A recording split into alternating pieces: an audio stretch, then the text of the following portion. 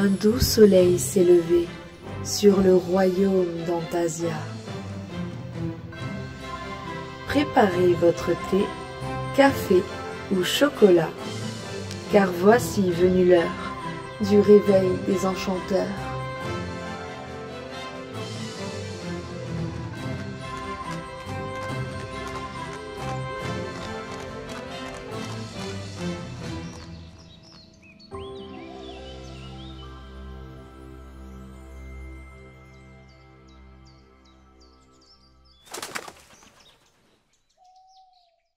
Mystère et magie, réveille l'enchanteur qui est en toi. Eh bien, coucou mes très chers enchanteurs, il est 10h, ça y est, nous sommes en direct pour 2 heures d'émission dans le réveil des enchanteurs. Et oui, et pas des moindres. Et donc, j'espère que vous avez passé une magnifique semaine. Et oui, parce qu'on est déjà, vous vous rendez compte, le dimanche 15 septembre. Mais ça passe tellement vite, vous ne trouvez pas? Alors, j'espère que vous n'avez pas trop froid. Parce que c'est vrai que le froid, eh bien, commence à s'abattre un petit peu partout en France. Je sais pas pour vous, mais moi, en tout cas, je suis un petit peu glagla. Hein. On a commencé à mettre le chauffage. Hein. Je sais pas vous. Et puis la double couette aussi. Hein. Bref, donc une merveilleuse matinée en notre compagnie dans le Réveil des Enchanteurs. Sachez qu'on est présent tous les dimanches matins en live entre 10h et midi, et bien pour vous ouvrir les portes autour d'univers enchanteur et magique. Et ce matin, mes très chers enchanteurs, exceptionnellement, eh bien Vera ne sera pas en direct parmi nous, mais nous a envoyé sa superbe chronique. Et je peux vous dire que ça promet du bouillon. On va vraiment passer un moment autour de l'univers et de l'enchantement du Mont Saint-Michel ce matin. Et on aura aussi, après coup, en deuxième partie d'émission, notre très chère Easy Lyon avec sa chronique essentielle. Et ce matin, eh bien, on va ouvrir les portes, eh bien, autour de la Vierge. Et oui, signe de la Vierge, si je ne dis pas de bêtises, mon très cher Easy Lyon, de mémoire. Donc, voilà pour les grosses chroniques de la matinée. Mais il n'y a pas que ça. Si vous nous suivez sur nos réseaux sociaux, mes très chers enchanteurs, vous avez dû remarquer depuis quelques jours que je commence à découvrir ce qu'est une story, un Reels, parce que effectivement, je n'avais jamais utilisé ces types de choses par le passé. Et donc, grâce à Agnieszka, cette semaine, eh bien, j'ai appris à faire des stories, savoir pourquoi on les fait. Et franchement, je peux vous dire, en fait, je comprends que vous soyez tous comme des fous avec ces méthodologies pour pouvoir communiquer, parce qu'on fait des choses super belles. Et moi, je découvre énormément de créateurs sur la toile, et ça me permet aussi, eh bien, de mettre leur création en avant pour parler de la radio. Entre autres, hein, mais pas que ça. Sinon, si vous avez été à l'écoute hier soir, vous avez très certainement dû entendre la toute première émission, eh bien, de Robert. Donc, il vous fait plein de gros bisous. Il est parti en week-end, en fait. Hein. C'est pour ça que on le voit pas trop. Il est en vacances, notre très cher Robert. C'est pour ça qu'on le voit plus trop sur le chat. Mais en tout cas, il pense bien fort à nous. Et je peux vous dire que hier, eh bien, ça a été sa première émission. Et c'était juste merveilleux. Vraiment, enfin, on en a pris plein les mirettes. Et donc, on va découvrir par alternance, hein, parce qu'il n'y aura pas que Robert, le deuxième samedi du mois, il y aura aussi par alternance des émissions avec Mimi et Easy Lyon, les amis. Et oui, il n'y a pas des moindres. Alors, on va faire un petit coucou sur le chat quand même, hein, avant de lancer toutes les belles choses, les belles pépites que l'on vous concocte pour cette matinée. Et ce matin, et oui, c'est Althea qui est arrivée la première sur le chat, hein, vous vous rendez compte? Donc on lui fait plein de gros bisous, j'espère que tu vas bien Althea, et que tu n'as pas trop froid de ton côté. Ensuite, il y a Adélie qui vient d'arriver. Coucou Adélie, j'espère que tu vas bien, que tu as passé une très belle semaine. Il y a également Abyss qui est là. Coucou Abyss, ça va bien? Toi aussi tu as froid? Ouais, je sais. Hein. Je crois que on est tous un petit peu dans le même panier, comme on dit. Il y a aussi Lunaya qui est là. Coucou ma petite Lunaya. Alors, en parlant de Lunaya, dans la semaine, dans Antasia Matin, eh bien, on a transmis, en fait, on a diffusé les chroniques, alors pas les chroniques, les interviews de Lunaya. Elle était l'été dernier, là, eh bien, au rendez-vous de l'étrange à Pimpon. Et en Brocéliande, elle a rencontré plein de magnifiques créateurs. Et donc, si vous étiez à l'écoute d'Antasia Matin, mercredi, eh bien, vous avez dû découvrir ces jolies chroniques. Pourquoi je dis chronique, je ne sais pas. Hein. Décidément, je veux rester avec le mot chronique. Ces jolies interviews. Et donc, la semaine qui arrive, donc à partir de mercredi, eh bien, vous aurez l'intégralité de toutes ces merveilleuses interviews visuellement, puisqu'elle a aussi filmé ces lieux, ces personnes qu'elle a interviewées. Et je peux vous dire qu'il y a de très, très belles choses. Et notamment, on aura au mois de novembre pardon, on aura au mois de novembre une merveilleuse praticienne qui communique avec les animaux dans les murmures de l'étrange aux côtés de Steph Donatz. Et je pense que vous allez beaucoup apprécier cette émission parce que cette petite dame qui s'appelle Vinciane, au passage, on lui fait plein de gros bisous, si elle nous écoute, communique avec les animaux. Elle pourra un petit peu nous expliquer comment se passe sa médiumnité et comment communiquer avec les animaux. Vous vous rendez compte que du bonheur, que du bonheur. Donc merci, un gros merci à Lunaya de nous faire découvrir autant de belles personnes. Au passage, il y a également... Oh, Amulus est arrivé de nouveau. Coucou Amulus. Je t'ai laissé un message sur Facebook. Alors, Amulus, actuellement, il est dans un festival médiéval à Marcilly-le-Châtel, dans la Loire. Donc, si jamais vous êtes dans le coin et que vous voulez aller faire un petit tour, à la fête médiévale de Marcilly-le-Châtel, n'hésitez pas, les enchanteurs. Vous allez retrouver Amulus et sa boutique Baguette Salamander. Et donc j'espère, je lui ai envoyé un petit message à notre très cher Amulus parce que ce matin il m'a envoyé un mail et il m'a montré le futur cadeau qu'il va envoyer à un enchanteur lorsque l'on va avoir le grand concours du mois d'octobre. Vous savez, on commence tous les premiers dimanches du mois. On va faire gagner un cadeau à un enchanteur. Donc soyez à l'écoute chaque premier ou moins dimanche du mois pour pouvoir essayer de tenter de gagner un cadeau. Et là, il m'a envoyé la photo et juste je peux vous dire que c'est trop magnifique. Et j'aurais trop aimé avoir Amulus ce matin en direct donc de ce festival médiéval. Donc on va voir si c'est possible. Voilà. Donc si on arrive à la voir, on pourra peut-être entendre l'ambiance derrière, savoir comment Amulus se porte, parce que c'est vrai qu'il fait pas chaud dehors, et surtout comment se passe le festival médiéval à Marcilly-le-Châtel, et aussi peut-être parler un petit peu du cadeau qu'il va vous offrir. Donc ce serait trop bien. Donc Amulus, si tu m'écoutes, voilà, je t'ai envoyé un petit message, tu m'envoies ton téléphone, ton numéro de téléphone, et comme ça je pourrais t'appeler pour te connecter à la platine du live ce matin. Il y a aussi Roxane qui vient d'arriver. Coucou ma petite Roxane, comment ça va ma petite pupuce? Oh, trop merveilleux, elle est là. Ça roule ma poule? Et il fallait que ça rime, il fallait que ça rime. Il y a également, Isiliane qui est parmi nous, mon très cher Isiliane, on t'embrasse bien fort. Tout à l'heure, tu seras avec nous à nos côtés. Alors, j'espère que je n'ai oublié personne. Abyss, Althea, oui, c'est ok. Adélie, Merveillous, Roxane, Isiliane, Lunaya, vous êtes là les amis, venez nous rejoindre sur le chat. Et oui, pour venir nous rejoindre, c'est très simple. Et oui, il suffit d'aller sur radioantasia.fr. Vous allez dans le petit onglet, vous savez, chat. Vous mettez votre petit pseudo magique et comme par enchantement, vous êtes connecté sur le chat de la radio pour pouvoir papoter avec les enchanteurs qui sont présents. Alors, autre élément et pas des moindres, et oui, comme vous le savez, c'est une nouvelle chronique qui s'appelle la guidance féerique et elle a lieu donc tous les dimanches matins dans le réveil des enchanteurs et après coup elle est encodée en vidéo. Et oui, en vidéo, dès le lundi matin, comme ça, si jamais vous avez raté l'émission du dimanche, vous avez le replay de la petite chronique de la guidance enchantée.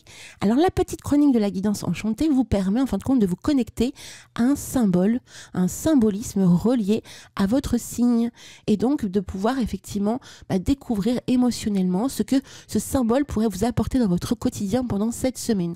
En gros, pour faire court, résumé, c'est un petit peu ça la guidance féerique et c'est vrai que c'est quelque chose que je n'ai encore jamais vu par le passé au niveau des guidances, donc c'est que du bonheur parce que c'est tout nouveau, c'est tout beau, donc n'hésitez pas à nous faire des retours, savoir ce que vous pensez un petit peu de cette chronique ainsi que toutes les chroniques de nos très chers enchanteurs, parce que autre élément et pas des moindres, la semaine prochaine, on va être le 4e dimanche du mois et on a une toute nouvelle chroniqueuse. Alors, vous la connaissez déjà en animatrice puisqu'elle fait des émissions avec nous le samedi soir, mais c'est la première fois qu'elle va proposer dans le Réveil des Enchanteurs une chronique à nos côtés et elle sera en direct donc dimanche prochain et c'est Marie Roux, les amis. Et oui, elle va nous ouvrir les portes autour de techniques pour progresser et apporter du bonheur et du bien-être dans notre vie.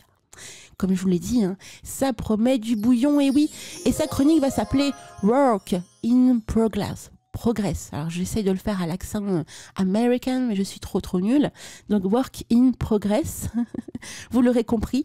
Donc c'est le nom de la nouvelle chronique de notre très chère Marie-Roux qui sera avec nous à nos côtés dimanche prochain, parce que vous vous rendez compte que dimanche prochain on est déjà le 4e dimanche du mois. Ça passe très vite quand on y pense. Et donc aussi, après Marie-Roux la semaine prochaine, on aura l'immense bonheur d'accueillir Agnieszka pour sa chronique de la magie des contes. Donc là aussi, on aura très certainement une très jolie émission en perspective. Donc je crois n'avoir rien oublié. On parlera tout à l'heure des petites sorties, parce que j'ai aussi notre très cher ami Torque qui m'a envoyé des petites actualités très sympathiques du mois de joyeux. Donc on en parlera tout à l'heure. Pour Samhain, il y a quelque chose qui se prépare le samedi 9 novembre du côté du moine joyeux, et oui, en Normandie, donc à Montchauvet. Donc on en parlera tout à l'heure.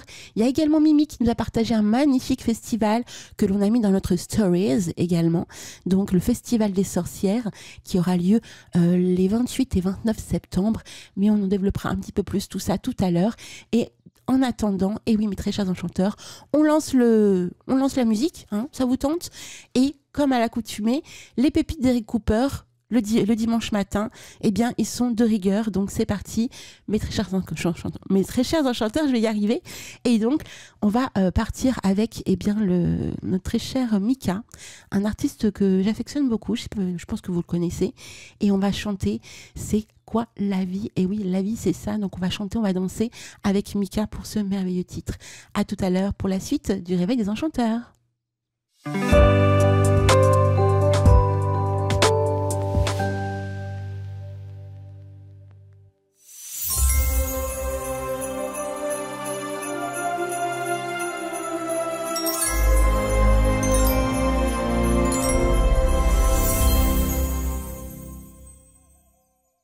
Bonjour mes très chers enchanteurs, on se retrouve donc pour la guidance féerique de la semaine.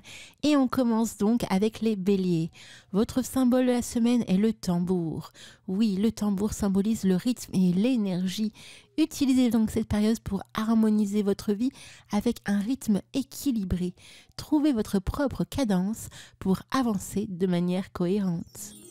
On passe maintenant aux taureaux. Pour les taureaux, le symbole de la semaine est la caverne. Et oui, la caverne représente la réflexion et la protection. Prenez donc du temps pour vous introspecter et protéger vos intérêts.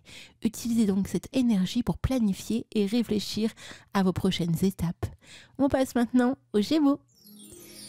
Pour les Gémeaux cette semaine, le symbole c'est le masque. Ah, le masque symbolise la dualité et l'exploration de soi. Explorez donc différents aspects de votre personnalité et jouez avec de nouvelles facettes. Utilisez donc cette période pour mieux vous comprendre. On passe maintenant au cancer. Pour le cancer cette semaine, c'est le satellite. Le satellite symbolise la communication et la connexion. Utilisez donc cette période pour renforcer vos réseaux sociaux et professionnels. Cherchez à établir de nouvelles connexions et à partager vos idées. On passe maintenant au lion. Et pour le lion cette semaine, le symbole c'est le trône. Le trône symbolise l'autorité et la responsabilité. Prenez donc le contrôle de vos situations et dirigez avec confiance. Utilisez cette période pour renforcer votre position et inspirer les autres. On passe maintenant aux vierges. Et pour la vierge, cette semaine, mes très chers enchanteurs, c'est la boussole. Et oui, la boussole représente la direction et l'orientation. Clarifiez vos objectifs et assurez-vous d'être sur la bonne voie. Utilisez donc cette énergie pour naviguer avec précision et éviter les distractions. On passe maintenant aux balances. Ah, les balances, votre symbole de la semaine, c'est la plume. La plume incarne la légèreté, la créativité. Explorez donc de nouvelles idées et laissez votre imagination s'envoler. Utilisez donc cette période pour exprimer votre créativité et trouver de nouvelles inspirations. On passe maintenant au scorpion. Le scorpion, cette semaine pour vous, le symbole est la route. Et oui, la route symbolise le voyage et l'exploration. Embarquez pour une nouvelle aventure, qu'elle soit physique, mentale ou spirituelle. Et utilisez donc cette période pour élargir vos horizons et découvrir de nouvelles possibilités. On passe maintenant aux Sagittaires. Et pour les Sagittaires, eh bien cette semaine, c'est le dragon pour le symbole. Et oui, le dragon représente la puissance et la transformation. Utilisez donc cette énergie pour surmonter les défis et embrasser votre force intérieure. Et oui, c'est donc une période propice à la transformation et à l'autonomisation, les amis. On passe maintenant aux Capricornes. Et pour les Capricornes, cette semaine, votre symbole, c'est le chêne. Le chêne représente la solidité et la sagesse. Restez ferme dans vos convictions et puisez donc dans votre sagesse intérieure.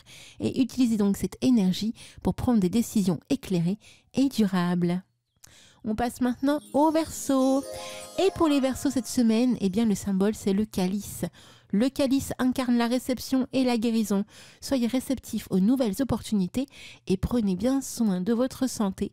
Utilisez donc cette énergie pour vous régénérer. Et enfin, pour terminer cette merveilleuse guidance de la semaine, on passe aux Poissons. Et cette semaine, pour les Poissons, le symbole, c'est la nymphe. La nymphe incarne la transformation et la fluidité. Embrassez les changements avec grâce et adaptabilité. Et donc, utilisez cette énergie pour évoluer et vous transformer positivement. C'est ainsi que s'achève, mes très chers enchanteurs, eh bien, la guidance de la semaine. En travaillant avec ces symboles chaque semaine, vous pourrez mieux comprendre et améliorer différents aspects de votre vie en accord avec les énergies spécifiques de votre signe astrologique. On se dit à la semaine prochaine pour une nouvelle guidance féerique et magique. À bientôt.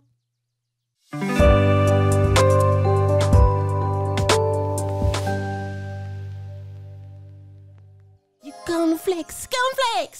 Oui, et maintenant je me vexe. Cornflakes.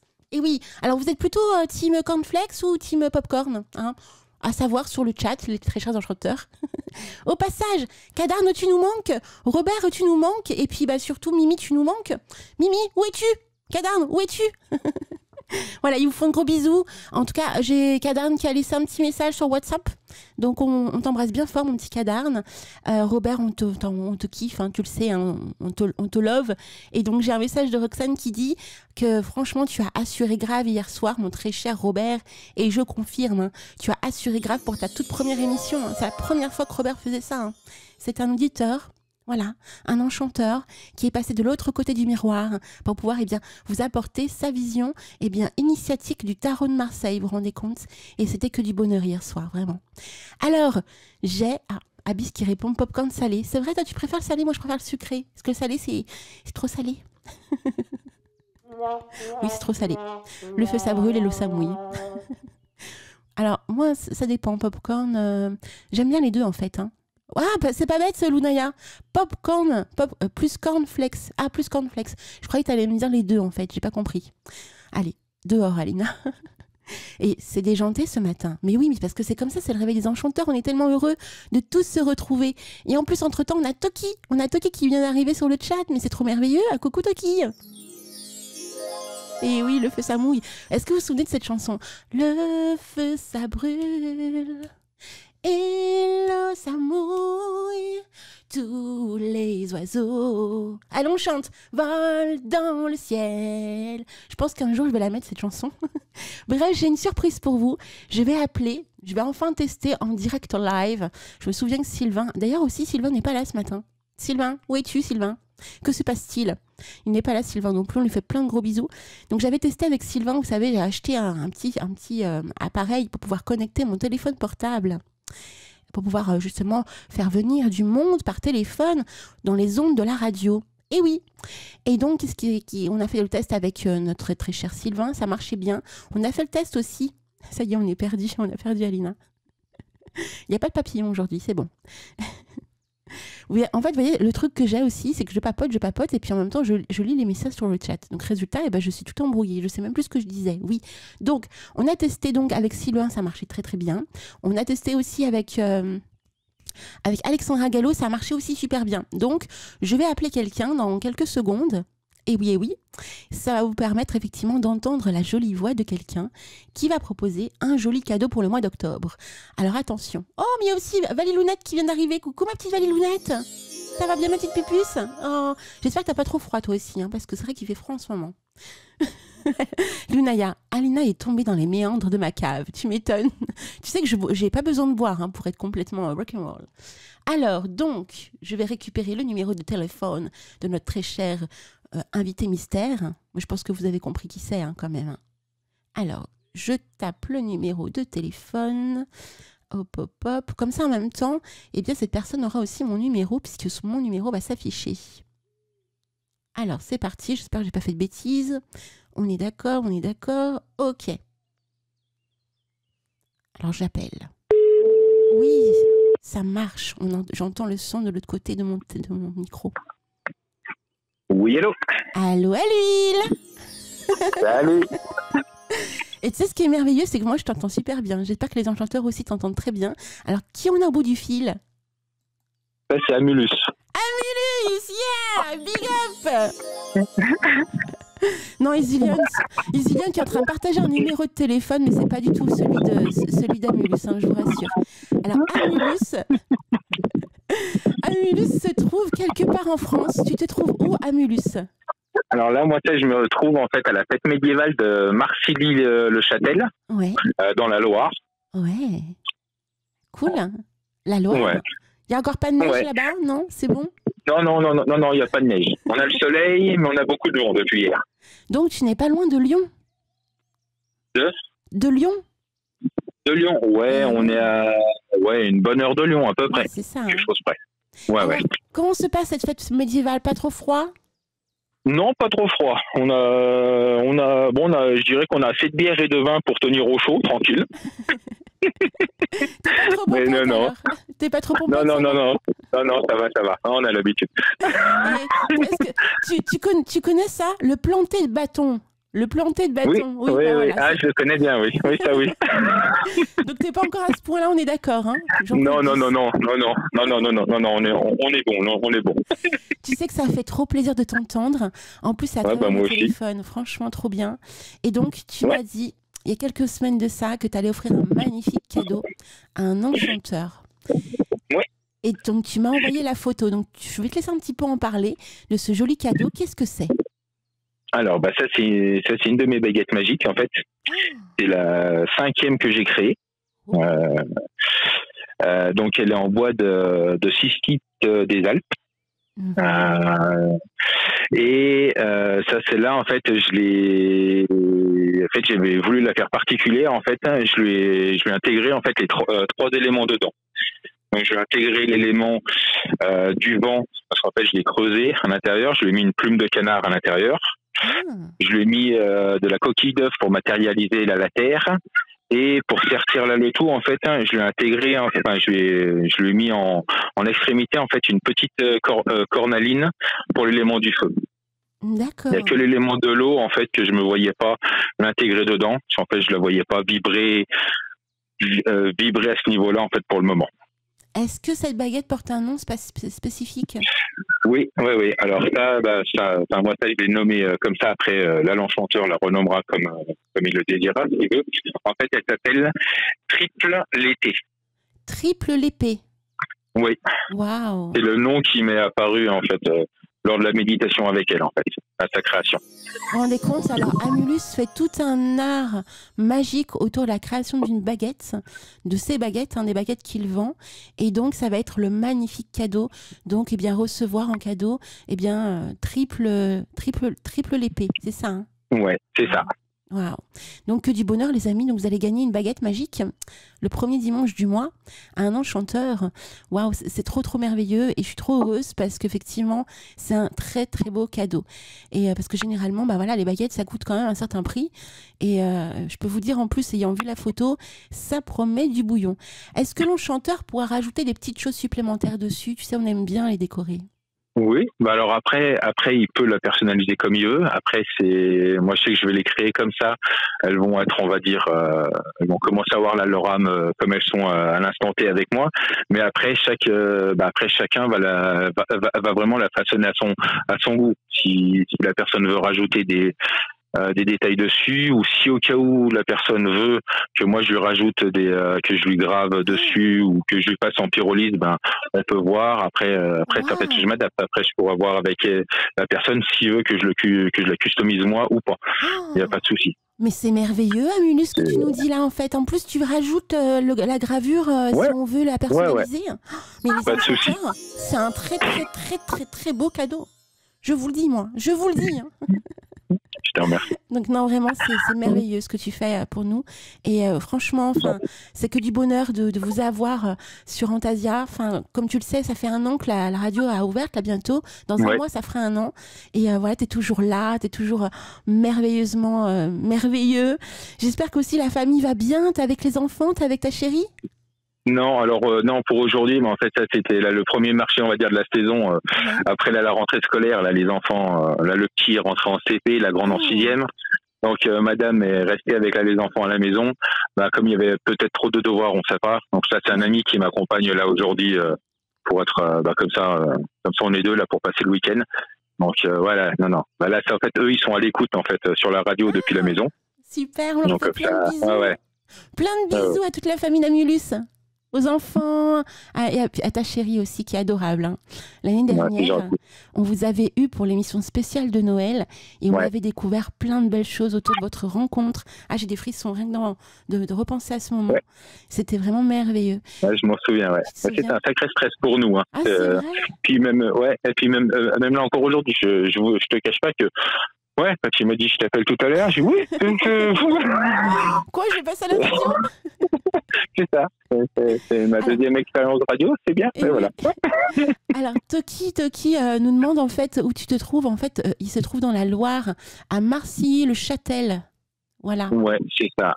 Donc, alors après les petits bleds autour, je connais pas vraiment. Vous tapez Marcilly-le-Châtel, vous trouverez. Hein, ouais. C'est une fête médiévale qui a lieu régulièrement là-bas? Alors ça, c'est la première fois qu'ils le font ici, en fait. Il y en a une autre qui le font dans le village un peu plus loin à côté, mais qui est au mois de juin. Et ça, c'est une nouvelle association en fait qui s'est créée là, et que ça, c'est la première, la première de chez eux, en fait. Donc voilà. C'est merveilleux, ça. C'est merveilleux. Vous voyez que du bonheur. Hein. Rendez compte. On a notre très cher Amulus en live, vous vous rendez compte? Mais c'est juste magique, quoi. Et c'est vrai qu'Amulus, tu te déplaces beaucoup. Et je crois que le week-end dernier ou le week-end d'avant, peut-être, tu étais quelque part, me semble-t-il aussi, hein, de mémoire. Alors, non, alors ça se passe dans 2 week-ends. C'est au mois d'octobre que là, je vais repartir. Là, le premier week-end d'octobre, là, le 4 et 5, là, on va partir à Saint-Laurent-du-Pape, pareil, pour une fête médiévale sur un week-end. Donc ça va être encore bien. Et là après on va attaquer les petits marchés de l'artisanat autour de chez nous et pour les fêtes de Noël en fait. Waouh. Pour l'année prochaine, on va se déplacer un peu plus dans toute la France. On a vu pas mal de fêtes médiévaux un peu partout en France, donc là. Et donc là, en octobre, Saint-Laurent-du-Pape, ça se trouve où en France? C'est en Ardèche. En Ardèche, rendez compte. Il est dans le sud-est de la France, notre très cher Amulus. Tu sais que je suis plus sur Lyon. Hein. Si j'avais été sur Lyon, je serais très certainement passée dans le coin de Marcilly-le-Châtel. Hein, moi, je te le dis. Hein. Oui. Là, je suis un petit peu trop loin maintenant.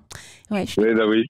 Mais bon, on pense bien fort à toi. En tout cas, si vous êtes dans le secteur, les amis, du côté de la Loire, Marcilly-le-Châtel, allez faire un tour. T'es là jusqu'à quelle heure aujourd'hui? Normalement, ça termine à 18h aujourd'hui. Donc, ouais. Ne tardez pas. Donc, ça va pas mal. Parce que Amulus a un superbe stand donc dans cette fête médiévale. Il y a du monde, non? Alors là, ça c'est encore assez calme. Là, les gens, je pense qu'ils sont encore, ils se réveillent tout gentiment.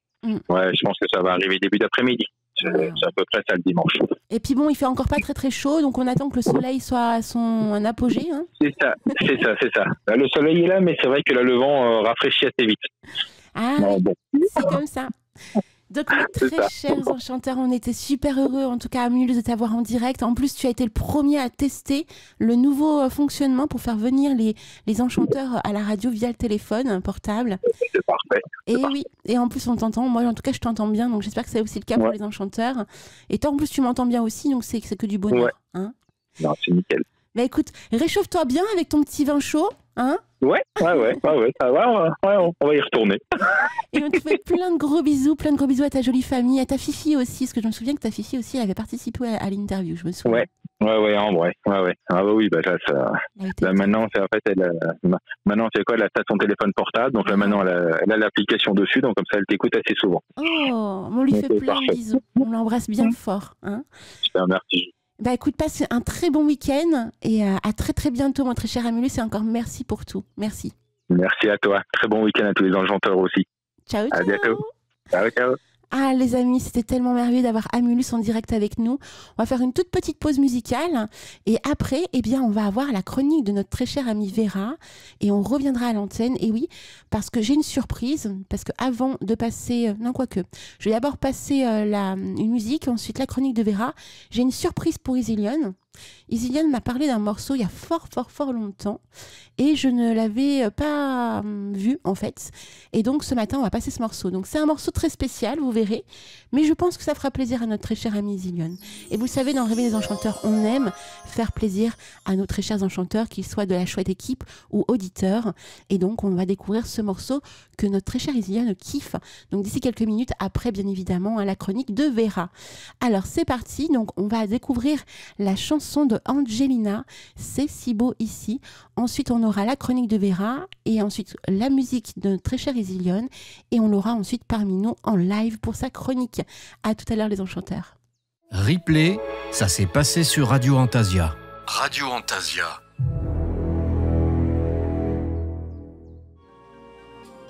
Bonjour à tous, c'est Vera. Bienvenue dans Witchy Planet, la chronique qui vous emmène partout dans le monde à la découverte de lieux envoûtants et emblématiques de l'ésotérisme. C'est parti, suivez le guide. Bonjour à toutes et à tous. Alors malheureusement ce matin je ne suis pas en direct avec vous, mais je vous ai concocté un audio aux petits oignons. Pour cette 3e saison de Witchy Planet, j'ai choisi de vous faire découvrir les hauts lieux énergétiques vibratoires de France. Et le premier, le plus emblématique, c'est évidemment le Mont-Saint-Michel. Pour commencer, on peut se demander qu'est-ce qu'un haut lieu vibratoire ? Vous le savez, depuis le fond des âges, certains endroits ont attiré les hommes par leurs vibrations particulières au point qu'ils en ont fait des lieux sacrés. Cette attraction viendrait de leur caractéristique qui est d'être situés sur des courants telluriques, c'est-à-dire les courants électriques qui circulent dans la croûte terrestre. Ces courants ont plusieurs origines naturelles possibles, déjà des variations du champ magnétique terrestre, ou des phénomènes d'ionisation dans la haute atmosphère dus au rayonnement solaire, ou encore le déplacement de fluides conducteurs comme l'eau ou le magma dans le champ magnétique terrestre. En fait, on peut comparer ces courants telluriques à de véritables points d'acupuncture de la Terre. Les lieux situés sur ces lignes émanent de l'énergie ressentie plus ou moins fortement par les êtres vivants selon leur sensibilité. Et les hommes ont toujours été attirés par ces lieux, de par l'atmosphère particulière qui y règne, et les ont utilisés pour se rapprocher des dieux et y pratiquer leur culte. Bien avant les bâtisseurs du Moyen-Âge, les hommes du Néolithique ressentaient déjà le magnétisme de tels rochers ou de telles grottes et en faisaient des endroits sacrés pour leurs cérémonies. Autre exemple, les Égyptiens de l'Antiquité pour la construction des pyramides. Ils avaient une grande connaissance de l'utilisation des ondes de forme et de la course des astres. Les druides également semblent avoir maîtrisé les courants telluriques pour ériger les monuments mégalithiques. Puis, aux menhirs et dolmens ont succédé les chapelles et les églises. Leurs bâtisseurs ont su tirer parti de l'énergie singulière de ces endroits, souvent symbolisée par la fameuse vouivre, en concevant des architectures qui étaient telles des antennes aptes à canaliser et à concentrer l'énergie. Ils y ont ajouté des signes, des sculptures, des symboles qui étaient mis en vibration par l'énergie des pierres placées sous l'édifice et par leur frottement avec les eaux souterraines.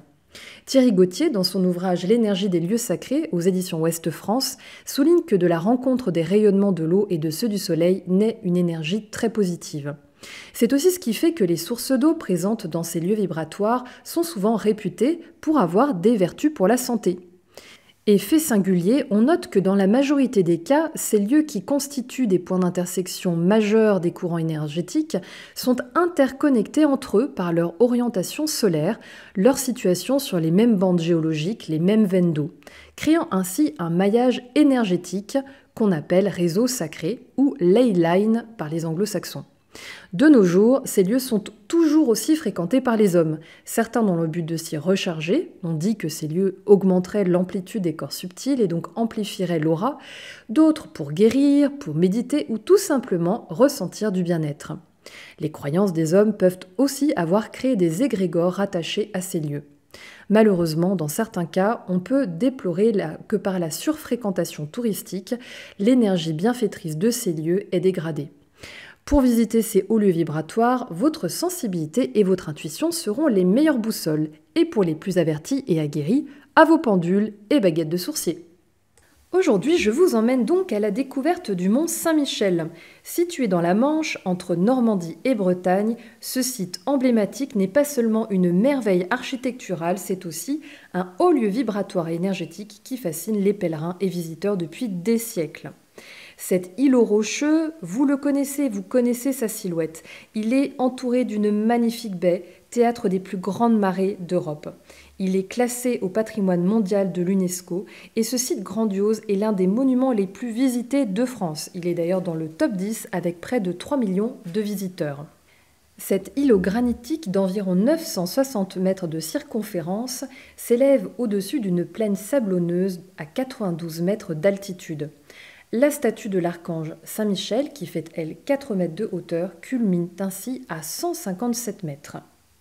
Alors je vous parlais précédemment de ces fameuses lignes d'interconnexion entre les lieux énergétiques.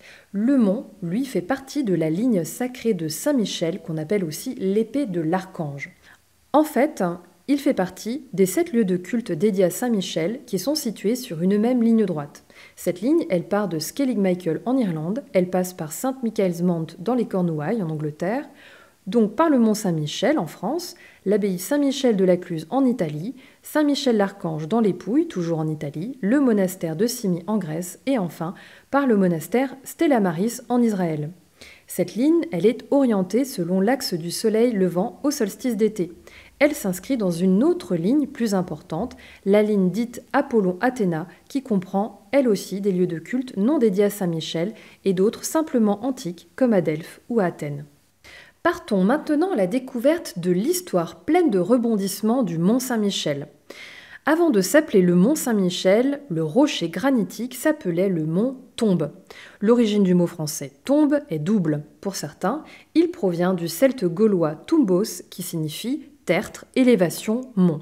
Élévation peut ainsi être pris dans son sens spirituel puisqu'il est précédé de mont, qui renseigne déjà sur le relief du lieu.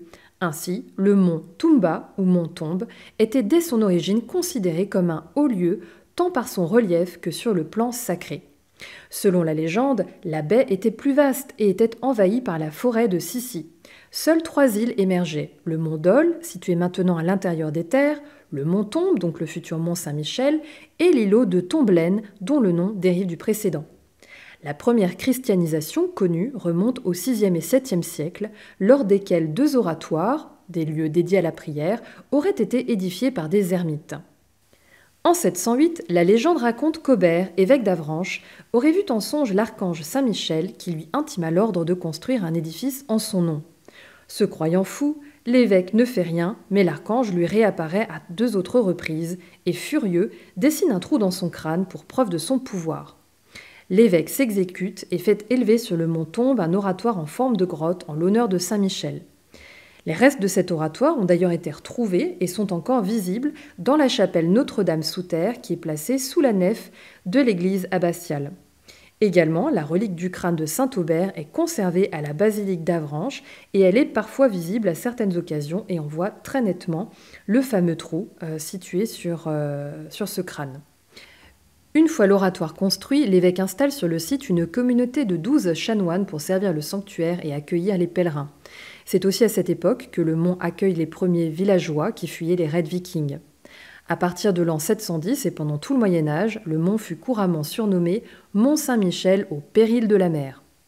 En 966, le duc de Normandie Richard Ier y installe une communauté de moines bénédictins, ces moines qui obéissent à la règle de Saint-Benoît. À la même époque, un bourg commence à se développer en contrebas pour accueillir de nouveaux pèlerins. Peu avant l'an 1000, une église pré-romane, Notre-Dame sous terre, est édifiée. Le sanctuaire se transforme en une abbaye et au XIe siècle, l'église abbatiale est élevée au niveau de la pointe du rocher en s'appuyant sur un ensemble de cryptes. Très vite, le mont Saint-Michel devient un lieu majeur de pèlerinage, mais également un haut centre de culture médiévale. Les travaux des bénédictins et les reliques de Saint-Michel conservées dans l'abbaye contribuent au développement spirituel et économique du mont partout en Europe. Alors il faut souligner que le mont Saint-Michel, c'est véritablement à cette époque une cité des livres. L'abbaye va produire, conserver et étudier un grand nombre de manuscrits. Et ça n'est pas que des manuscrits religieux, il y a aussi pour à peu près 15 à 20% d'entre eux des ouvrages profanes qui sont limite interdits par l'Église. Ces ouvrages profanes, c'est par exemple les écrits plutôt scientifiques de Pline l'Ancien. Et on voit bien que les moines qui vivaient au Mont Saint-Michel, dans cet environnement si particulier, étaient avides de comprendre les phénomènes naturels qui les entouraient, comme par exemple les marées ou les tremblements de terre ou les éclipses, etc. Donc vraiment, c'est un élément qui va faire que le Mont Saint-Michel va avoir un rayonnement très important au niveau spirituel et culturel en Europe. Alors cette abbaye, c'est aussi une véritable prouesse architecturale. C'est vrai qu'à la différence des autres abbayes, qui généralement s'étalent dans la longueur, celle du Mont Saint-Michel, elle n'a pas d'autre choix que de s'expanser dans la verticalité et en plus de cela à flanc de rocher, ce qui va évidemment lui imposer une organisation extrêmement complexe. En fait, l'abbaye du Mont Saint-Michel, le Mont Saint-Michel tout court, c'est un véritable labyrinthe et c'est comme en fait une poupée gigogne, c'est-à-dire qu'à chaque fois un édifice a été recouvert par un autre, puis recouvert par un autre, puis recouvert par un autre. C'est véritablement stupéfiant et d'ailleurs vraiment je vous invite à visionner un super reportage qui a été réalisé par la chaîne Arte qui s'appelle Mont Saint-Michel, le labyrinthe de l'Archange et qui est donc diffusé sur YouTube. Et vous pourrez notamment y découvrir les toutes dernières découvertes archéologiques qui démontrent justement à quel point le Mont Saint-Michel est fait en fait d'une imbrication des constructions des différentes époques. Vraiment super intéressant, allez voir ce reportage. L'abbaye, c'est aussi un point stratégique en plein cœur de la baie. C'est une sorte de forteresse pour le duché de Normandie au cours du Moyen-Âge. Pendant la guerre de 100 ans, et ce malgré les nombreux conflits qui vont avoir lieu dans la région, le Mont Saint-Michel va résister. C'est notamment grâce à l'édification de puissants remparts qui en ont fait une cité imprenable, mais sans doute aussi grâce à la protection naturelle des marais. Alors, le mont va subir un siège anglais à partir de 1423, mais va en sortir victorieux en 1434. Il devient alors un symbole de victoire pour le royaume de France. Alors venons-en maintenant à une partie de l'histoire du Mont Saint-Michel qu'on connaît un peu moins, c'est son passé en tant que prison. Au XVIIe siècle, les pèlerinages s'essoufflent et les moines vont être tenus d'accueillir des prisonniers. L'abbaye va donc se transformer peu à peu en prison, elle va donc être complètement réaménagée pour accueillir ces milliers de prisonniers de droit commun et prisonniers politiques. On va même d'ailleurs la surnommer la Bastille des mers. Et lors de la Révolution française, l'État nationalise les biens du clergé et les moines vont même être carrément chassés de l'abbaye. Alors cette période carcérale, évidemment, elle est sombre, mais elle a aussi contribué à sauvegarder l'abbaye d'une destruction complète, puisque finalement, pendant toute cette période, alors qu'il y avait moins de pèlerins, eh bien, ça a permis qu'elle soit toujours occupée.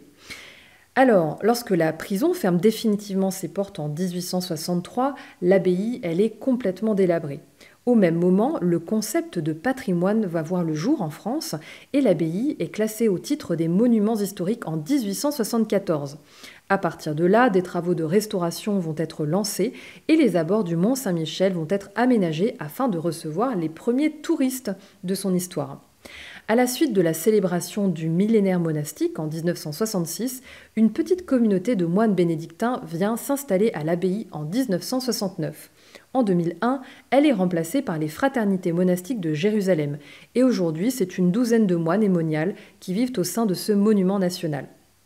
Le mont Saint-Michel et sa baie sont inscrits en 1979 sur la liste du patrimoine mondial par l'UNESCO. C'est d'ailleurs l'un des premiers biens culturels français à y apparaître. Une vingtaine d'années plus tard, l'ensemble est une nouvelle fois classé, mais cette fois-ci au titre des chemins de Saint-Jacques de Compostelle en France. Cette double reconnaissance illustre la valeur universelle et exceptionnelle du site. Après cette page d'histoire, venons-en maintenant à la visite à proprement dit du mont Saint-Michel. Alors, la visite du mont Saint-Michel peut être envisagée de plusieurs façons. Visiter le village, les remparts, l'abbaye, les musées, flâner dans les commerces, faire une pause gourmande, sortir en baie avec un guide et bien sûr s'organiser une visite sous l'angle vibratoire. Alors, quelle est la durée à prévoir pour visiter le mont Saint-Michel ? Une bonne demi-journée au moins est nécessaire pour visiter l'ensemble du mont. Mais il est tout à fait possible d'y passer une journée entière en prenant son temps et en y déjeunant. En tous les cas, je vous conseille de prévoir au minimum 2 heures pour visiter l'abbaye et encore 2 heures pour déambuler dans le mont, pour visiter les remparts, les ruelles, les jardins, etc. Côté pratique, comment accéder au mont Saint-Michel ? Depuis l'ouverture de la nouvelle digue en 2015, l'accès au pied du mont Saint-Michel est uniquement possible à pied, en vélo ou en navette. Si vous venez en voiture, vous devrez laisser votre véhicule dans les parkings qui sont situés à 3 km environ. Et il faut compter entre 12 et 25 € la place de parking selon la saison. Une fois garé, il faut prendre une navette qui est, elle, gratuite heureusement, et qui vous emmènera à 300 mètres du mont. Alors maintenant, concrètement, qu'est-ce qu'on visite ? Alors l'incontournable, évidemment, c'est l'abbaye. Il serait vraiment dommage de ne pas aller voir de près ce trésor architectural. Alors sa visite est gratuite pour les moins de 26 ans, mais elle est payante pour les adultes, que ce soit en visite libre et évidemment visite guidée. Moi je vous conseille vraiment de prendre la visite guidée parce que ça vous permettra de découvrir tous les secrets de l'édifice, mais également d'accéder à certaines parties supplémentaires, comme la magnifique chapelle Notre-Dame sous terre qui est placée sous la nef abbatiale. Alors comme l'abbaye se situe tout en haut de l'île, évidemment, la pente, elle est raide et c'est vraiment compliqué pour les personnes qui ne marchent pas bien, donc surtout pendant les fortes chaleurs. Donc prévoyez de l'eau et prévoyez du temps de faire des pauses parce qu'il y a quand même 350 marches qui vous attendent. Et pour les personnes qui sont handicapées, la visite de l'abbaye du Mont Saint-Michel est gratuite pour la personne ainsi que son accompagnateur. Et il y a également des visites adaptées qui sont organisées. Alors évidemment, pour les accros du shopping, ils ne seront pas en reste, puisqu'au Mont Saint-Michel, vous avez cette fameuse grande rue qui traverse le mont de l'entrée de la ville jusqu'à la porte de l'abbaye. Et vous allez pouvoir y trouver de multiples boutiques de souvenirs, des restaurants, des snacks, également les musées privés de la ville. Alors cette grande rue, elle est marquée par 3 portes, la porte de l'Avancée, la porte du boulevard et la porte du Roi, qui est également un pont-levis. Alors au cœur de l'été, c'est vraiment blindé de touristes, c'est vraiment compliqué d'y déambuler, donc n'hésitez pas à vous reporter sur les ruelles qui vous permettront d'être plus au calme et de faire tranquillement un petit tour, une partie des remparts, d'avoir une belle vue sur la baie, et ce sera beaucoup plus zen. Alors le mont Saint-Michel, ça ne se résume pas qu'au mont, c'est aussi la baie, et d'ailleurs l'une des plus belles baies du monde, donc il serait vraiment dommage de ne pas en profiter. Donc le seul moyen que vous avez de vous balader dans la baie, c'est par le biais d'une visite organisée avec un guide officiel, puisque la baie en fait est dangereuse, donc son accès tout seul est interdit, parce qu'il y a des sables mouvants, et quand la marée monte, il y a le risque d'être piégé. Mais vraiment de faire l'expérience de cette visite guidée, de cette balade accompagnée de la baie, c'est vraiment fantastique, et vraiment c'est quelque chose que je vous conseille. Alors si vous êtes tenté par une visite énergétique du Mont Saint-Michel, puisqu'après tout c'est la thématique de la chronique, je vous renvoie à l'ouvrage de Thierry Gauthier, qui est géobiologue et sourcier, donc l'énergie des lieux sacrés aux éditions Ouest France, vous en parlez un peu précédemment déjà. Et il nous indique que la meilleure façon d'approcher la vibration du Mont Saint-Michel, c'est en fait de se rendre d'abord au Mont Dol, puisqu'il serait plus proche sur le plan vibratoire du Mont Tombe des Origines que le Mont Saint-Michel d'aujourd'hui. Alors il faut prévoir 1 à 2 heures pour se balader au Mont Dol, et il est conseillé d'y aller plutôt à pied pour s'imprégner de l'énergie du lieu et arriver au sommet en parfaite adéquation vibratoire. Le mont Dol est surmonté, vous le verrez, d'une chapelle qui est dédiée elle aussi à Saint Michel et qui a été édifiée sur la base d'un temple païen dédié au dieu Mitra. Juste à côté, vous pourrez y observer 2 pierres qui sont vraisemblablement mégalithiques. Et la légende nous dit que l'archange Saint Michel aurait pris appui sur l'une de ces 2 pierres pour bondir jusqu'au mont Tombe, y laissant une empreinte de son pied et Satan celle de ses griffes. Avant de quitter les lieux, tournez-vous vers le mont Saint-Michel et vous pourrez ressentir que les énergies des 2 lieux sont interconnectées. Alors, lorsque vous vous rendrez ensuite au mont Saint-Michel, faites une première halte à l'église Saint-Pierre pour y ressentir un calme intérieur très apaisant. Cette église, elle est adossée au mont, d'ailleurs on aperçoit la roche au fond de l'église. L'édifice capte et tire l'énergie du sol pour la canaliser dans l'axe du soleil vers lequel elle est orientée. Reprenez ensuite votre marche vers l'abbaye. En vous plaçant au centre du portail de l'église, vous constaterez que le mont Dol est face à vous, de nouveau, très exactement dans le prolongement de l'axe central de l'église abbatiale. De toute évidence, l'alignement de ces 2 lieux sacrés, où au sommet de chacun se trouve un sanctuaire dédié à Saint-Michel, fait partie d'un processus énergétique réunissant force tellurique et cosmique par le biais d'un relief, d'une géographie et d'une orientation solaire particulière. La chapelle Notre-Dame sous terre, qui est la chapelle des origines, est assurément le cœur énergétique du mont Saint-Michel. Elle a été édifiée à l'endroit de pierres sans doute mégalithiques, érigées plusieurs milliers d'années avant. Il est intéressant de pouvoir profiter de sa qualité énergétique, de ressentir l'élévation intérieure qu'elle semble procurer. Toutefois, notez que sa visite n'est possible qu'au cours de la visite guidée de l'abbaye. Pour clôturer cette visite du mont Saint-Michel, on ne peut pas faire l'économie de parler du personnage principal, qu'est l'archange Saint-Michel. Alors vous, je ne sais pas, mais moi j'avais finalement, je me rends compte, une connaissance assez superficielle du personnage, si je puis dire. Et donc j'espère que ces informations vous permettront, comme à moi, de mieux le connaître. Donc Michel, ou Michael en hébreu, signifie qui est comme Dieu. C'est l'un des 4 archanges majeurs avec Raphaël, Gabriel et Uriel dans les 3 religions monothéistes. Et l'iconographie chrétienne ancienne va le présenter traditionnellement de plusieurs manières. Déjà, c'est l'ange psychostase, donc c'est celui qui tient la balance pour la pesée des âmes des défunts. Ensuite, c'est l'ange qui terrasse le dragon, qui est donc Satan d'après l'Apocalypse. C'est aussi l'ange combattant avec ses habits militaires et plus tardivement une armure. Et l'ange revêtu de limation. Donc c'est une sorte de toge sans manches. Et d'ailleurs, c'est assez notable qu'en France, avant la guerre de 100 ans, l'archange Saint-Michel était représenté avec cette fameuse toge. Et après la guerre de 100 ans, avec son armure. D'ailleurs, on peut aussi rappeler que Jeanne d'Arc aurait confié à ses inquisiteurs que c'est l'archange Saint-Michel qui lui aurait donné le courage de prendre la tête de l'armée française durant cette fameuse guerre de 100 ans.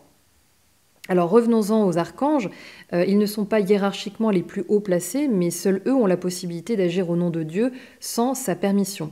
Et l'archange Saint-Michel ou Michael, lui, c'est vraiment l'archange suprême. Déjà, c'est le chef des armées célestes. Alors si vous vous rappelez de l'histoire, c'est l'ange Lucifer qui s'est senti un peu trop pousser des ailes, on va dire ça comme ça, et qui donc s'est révolté contre Dieu et souhaitait justement prendre le trône céleste et avait embarqué avec lui un bon tiers de l'armée des anges. Et aussi parce qu'il n'avait pas envie d'adorer Jésus-Christ, qu'il jugeait d'une nature inférieure à lui, et donc c'est l'archange Saint-Michel qui s'est dressé devant lui et qui a quelque part, on va dire, défendu les droits de Dieu. Et c'est ainsi qu'il a pris en fait la place de Lucifer en tant que chef des armées célestes. Voilà, ça c'est pour, on va dire, l'histoire au sens biblique. Mais ça corrobore vraiment aussi la légende du mont Saint-Michel, puisque c'est à l'occasion de cette lutte contre Lucifer, enfin contre Satan, contre le dragon de l'Apocalypse pendant la guerre des anges, que va commencer cette légende. Elle est issue d'un texte en latin qu'on a retrouvé qui s'appelle Revelatio Ecclesiae Sancti Michaelis in Monte Tumba, qui a été rédigé par un chanoine du Mont Saint-Michel au IXe siècle et qui justement retrace cette fameuse guerre des anges et l'histoire du mont Dol dont je vous parlais précédemment. Alors aujourd'hui, Saint-Michel, c'est le saint patron de la Normandie et c'est aussi le patron secondaire de la France derrière Marie. Alors, côté spirituel, puisque certains travaillent avec les anges, les archanges et s'intéressent à ce qu'on appelle l'angéologie, invoquer l'archange Michel ou Michael, c'est une pratique ancienne et qui est répandue dans de très nombreuses traditions spirituelles parce qu'il est considéré comme un protecteur puissant, comme un défenseur de la justice, parce que c'est le chef des armées célestes. Donc invoquer l'archange Michael signifie chercher la protection contre les énergies négatives, demander du courage et de la guidance pour surmonter des obstacles. Et on va souvent l'appeler en période de conflit ou quand on se sent menacé physiquement, émotionnellement ou spirituellement. Il est censé offrir sa force aux personnes en lutte avec des questions d'intégrité et de moralité, en leur permettant de rester fidèles à leurs principes, même face à de grandes adversités. Et sa présence est également recherchée pour maintenir la paix intérieure, pour combattre l'angoisse et la peur. Donc les personnes qui invoquent Michael, comme je vous le disais, c'est aussi pour son rôle de guide spirituel. Il va aider à prendre des décisions justes et équilibrées, à trouver son chemin de rectitude dans des moments de doute. Et pour ceux qui cherchent aussi à développer leur leadership ou à prendre des positions d'autorité, Michael, c'est finalement un modèle assez idéal de force et de bienveillance. On va représenter souvent l'archange Michael avec une épée qui aura donc cette capacité de couper les liens toxiques. Donc on va finalement pouvoir aussi le solliciter pour faire un travail de libération, d'attachement, de liens toxiques, de dépendance ou pour libérer le pratiquant après tout travail énergétique. Et aussi, c'est évidemment l'ange exorciste qui va être utilisé puisque c'est lui qui a déjà réussi une première fois à terrasser le mal et c'est, dit-on, celui qui, au dernier jour, y parviendra à nouveau. Voilà, chers auditeurs antasiens, c'est là que s'achève cette visite radiophonique du Mont Saint-Michel. J'espère qu'elle vous aura plu, qu'elle vous aura donné l'envie de découvrir de vos propres yeux ce lieu absolument magique et de vous programmer prochainement un petit tour en Normandie. En tous les cas, je peux vous dire qu'il ne risque pas d'y faire beaucoup plus froid qu'ici en Alsace. Donc Alsace, Normandie, même combat. Ciao, ciao et bon dimanche à tous. Bisous, bisous. Replay, ça s'est passé sur Radio Antasia. Radio Antasia. Et oui les amis, Mystère et Magie réveille l'enchanteur qui est au fond de toi et on revient en live. Vous venez d'entendre une superbe musique, donc c'est un coup de cœur donc, de notre très cher ami Zillion. Et il m'avait parlé de ce morceau il y a fort longtemps mais j'avais complètement zappé. Et forcément, ils sont sur WhatsApp, toute la chouette équipe, donc ça papote sec. Même pendant le live, sur le WhatsApp, je sais pas comment ils font. Entre le chat de la radio, WhatsApp, ils sont partout, c'est merveilleux. Et donc j'ai redécouvert cette information que notre très chère amie Zillion adorait ce morceau. Et donc, Hold That Sucker Down. Alors, je sais pas si je le dis bien, Zillion. Hold That Sucker Down. Hold the Sucker Down. Yeah. Ouais. Alors, avant qu'on commence ta jolie chronique, j'aimerais un petit peu que tu m'expliques ce que te fait ce morceau et pourquoi tu vibres autant quand tu l'écoutes. Alors, ce morceau, il a une histoire. Donc déjà, quand j'étais étudiant, quand j'étais jeune, en fait, je finançais mes études en étant DJ dans des boîtes ou dans des bars. Oui. En faisant le set de vinyle, en fait, j'achetais les vinyles d'occasion, en fait, parce que j'avais vraiment pas de sous. Et il y avait ce vinyle-là. Et je l'ai pas écouté dans un premier temps. Je partais sur ce qui plaisait à l'époque, ce qui plaisait à ce moment-là. Et celui-là, je l'avais pas franchement écouté. Puis un jour, je me suis posé, j'ai un peu écouté celui-là. Et je sais pas, il y a une espèce de vibe qui est arrivée d'un coup. je sais pas, une espèce de peps, de montée de courage, enfin de plein de choses, quoi, une vraie émotion sur ce truc. Et je me suis dit, bah ça, c'est mon set de fin, en fait. Ce morceau sera toujours à la fin de quand je termine. Donc quand je passe le relais ou quand je finis la soirée, parce que ça m'arrivait de finir les soirées, c'est le dernier morceau. C'est le dernier. Et pendant pratiquement 5 ans, en fait, chaque fois que je mixais, voilà, il y avait ce morceau. Oui, je te sens très émue. Oui. Mais ouais. Désolée. Mais c'est vrai que je ne pensais pas que c'était à ce point. Donc j'ai vu ton message après coup.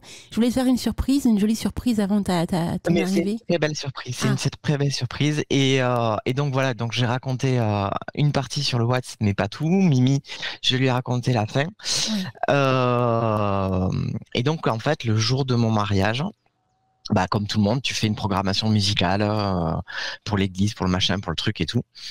Et puis comme c'est pas toi qui peux le gérer, bah tu la confies à un pote à toi, quoi. Oui.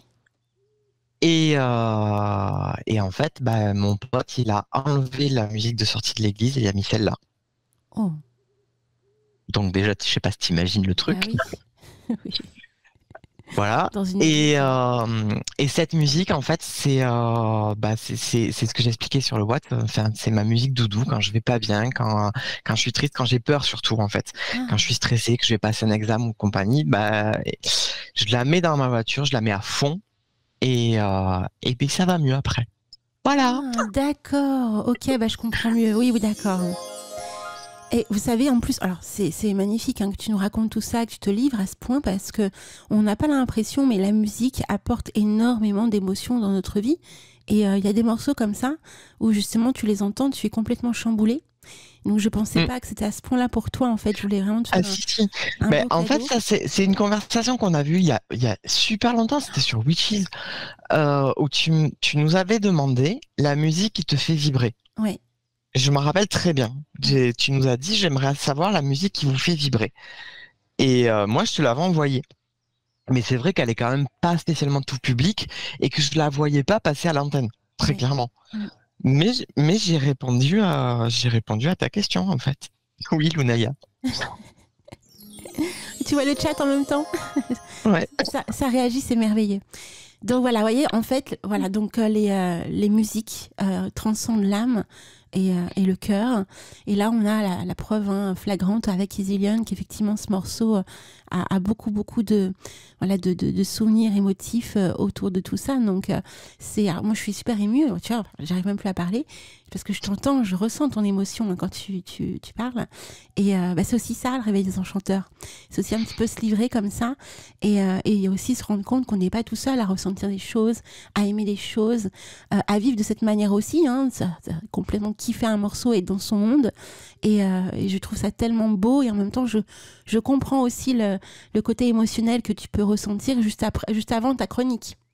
Voilà. Qui a parlé de l'essentiel. C'est ça, Antasia, c'est entre ombre et lumière, donc on est vraiment dans le thème. Voilà, flingue-moi ma chronique. Vas-y. Replay, ça s'est passé sur Radio Antasia. Radio Antasia. Alors écoutez, c'est 11h24, donc on est pendant 30 minutes avec Easy Lion, donc c'est parti mon très cher Easy Lion pour ta jolie chronique enchanteresse et magique. Ok. Je commence ou tu mets le jingle? Non, vas-y, comment? Alors en fait, cette saison, je suis en train de tout remanager. Okay. J'ai que pour Lunaya le nouveau jingle, mais j'ai encore pas fait pour le reste de la team. Ok. Bien. Donc, en fait, la nouvelle saison de Essentiel va se baser sur l'astrologie. Donc, je prends un petit peu de risque parce que j'y connais pas grand-chose. Et c'est pour ça que je t'ai demandé, Alina, d'être avec moi, parce que peut-être que je vais dire des grosses bêtises sur les signes astro. Et donc, je vais traiter chaque signe astro en cours et d'après mes recherches sur le signe, j'essaie de voir une huile essentielle qui peut aider ce signe ou soutenir ou faire du bien et je vais traiter cette huile en fonction de ce signe-là. Donc ce mois-ci, on est dans le signe de la Vierge. Donc c'est un signe terrestre qui est hyper attaché au foyer, mais qui peut se montrer distant avec les gens qu'il ne connaît pas, voire même carrément hautain. Et on va voir que c'est pas forcément aussi simple. En fait, le natif de la Vierge, il déteste être au centre de l'attention et il adore faire plaisir aux gens. Voilà. Et aux gens qui l'aiment, pas n'importe qui non plus. Ils sont hyper carrés et hyper méthodiques, hein. Ce qui fait qu'ils sont de super analystes, des chefs de projet, des financiers, mais de notre côté, ils sont un petit peu psychorigides, hein. Donc super efficace, hein, mais l'émotion c'est pas trop leur truc, quoi. Madame Vierge, elle va être affectueuse, discrète, chaleureuse et très pudique. Elle va privilégier le bien-être de ceux qui l'entourent au détriment des siens. Et elle va même aller jusqu'à laisser les autres s'accaparer ses réussites. Ça lui pose pas de souci que quelqu'un dise c'est moi qui l'ai fait, alors que c'est vraiment, elle s'en fiche du tout, parce qu'elle déteste les conflits, elle va pas rentrer en conflit. Elle sait pas du tout faire les grandes effusions et les grandes démonstrations. C'est quelque chose qu'elle sait pas faire. En amour, elle va être perfectionniste, un petit peu possessive, mais surtout elle va être très très très timide. Elle peut passer comme froide, hein, ou pudibonde. Monsieur Vierge, lui, sa frayeur, c'est l'imprévu, le changement. Il a besoin d'une stabilité, il a besoin de contrôler son environnement. Il est pragmatique, hein, il est ordonné, il est rigoureux, il est lui aussi attentif à ses proches et il va un petit peu agir un peu en éminence grise, hein, en discrétion. Et lui aussi, ça lui posera pas de soucis, même au contraire, qu'un petit scorpion ou qu'un petit lion passe derrière en disant c'est moi qui l'ai fait. Lui, par contre, dans son perfectionnisme, il attend des résultats et de l'efficacité. Et peu importe les moyens, il faut que ce soit efficace.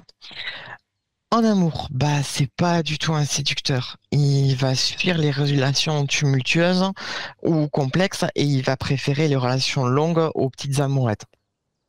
Mais il a beaucoup de mal à s'ouvrir sentimentalement.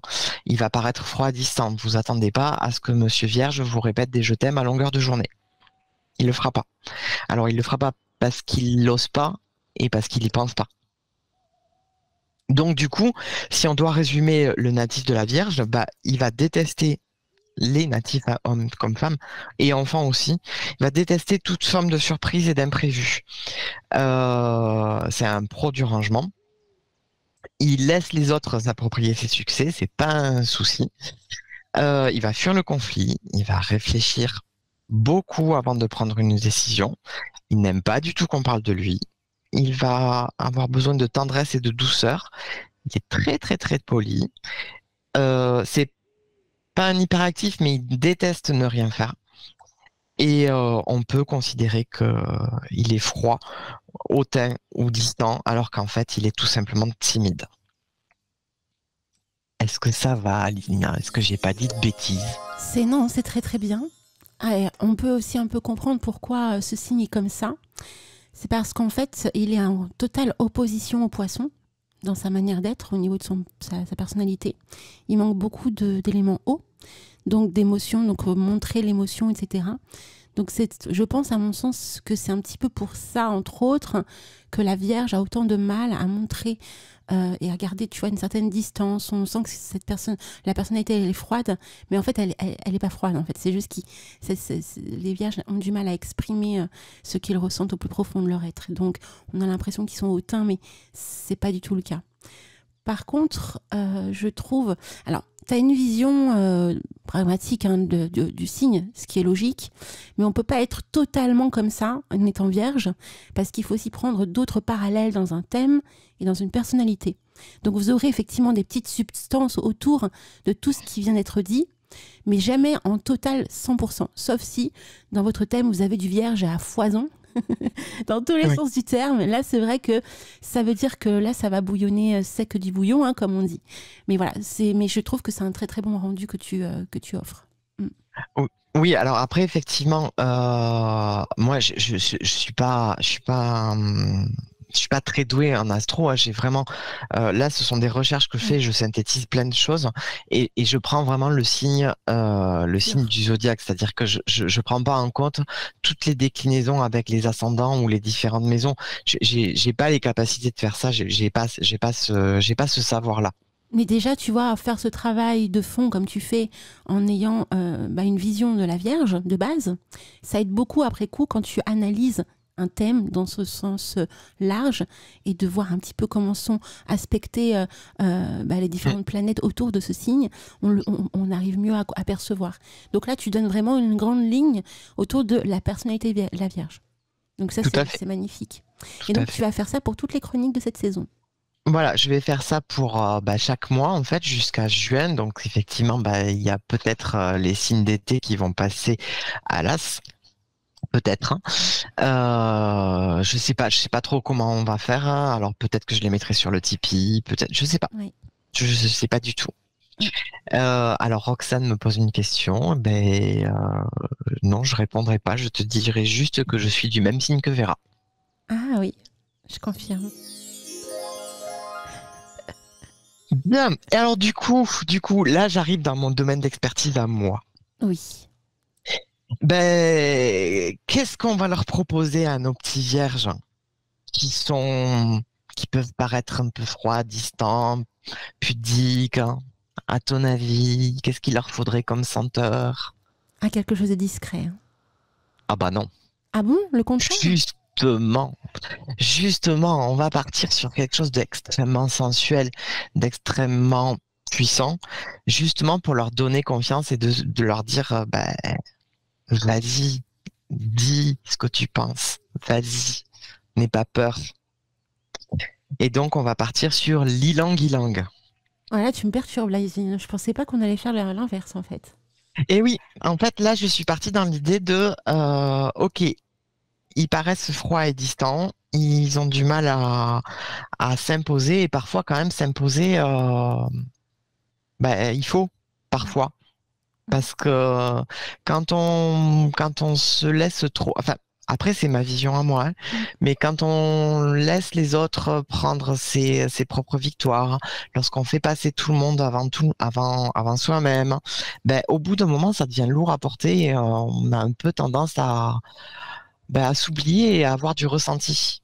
Alors, tu sais ce qui est marrant, parce que quand je t'écoute parler de la Vierge, là, de la manière dont tu parles de la Vierge, pour moi, c'est une Vierge du signe de Vénus, en fait. Hein. C'est une Vénus en Vierge. Hein. La soubrette, en fait, qui se laisse marcher sur les pieds, qui dit oui à tout le monde, qui n'ose pas se montrer ses victoires, qui minimise toujours tout ce qu'elle fait, ce qu'elle montre. Et j'avais pas pensé effectivement à avoir une senteur qui permettait justement d'aller au-delà de ce ressenti émotionnel. Donc c'est un joli cadeau là que tu fais, je trouve. Alors moi quand j'ai vu ça, voilà, je me suis dit bon, la Vierge, comment on peut l'aider?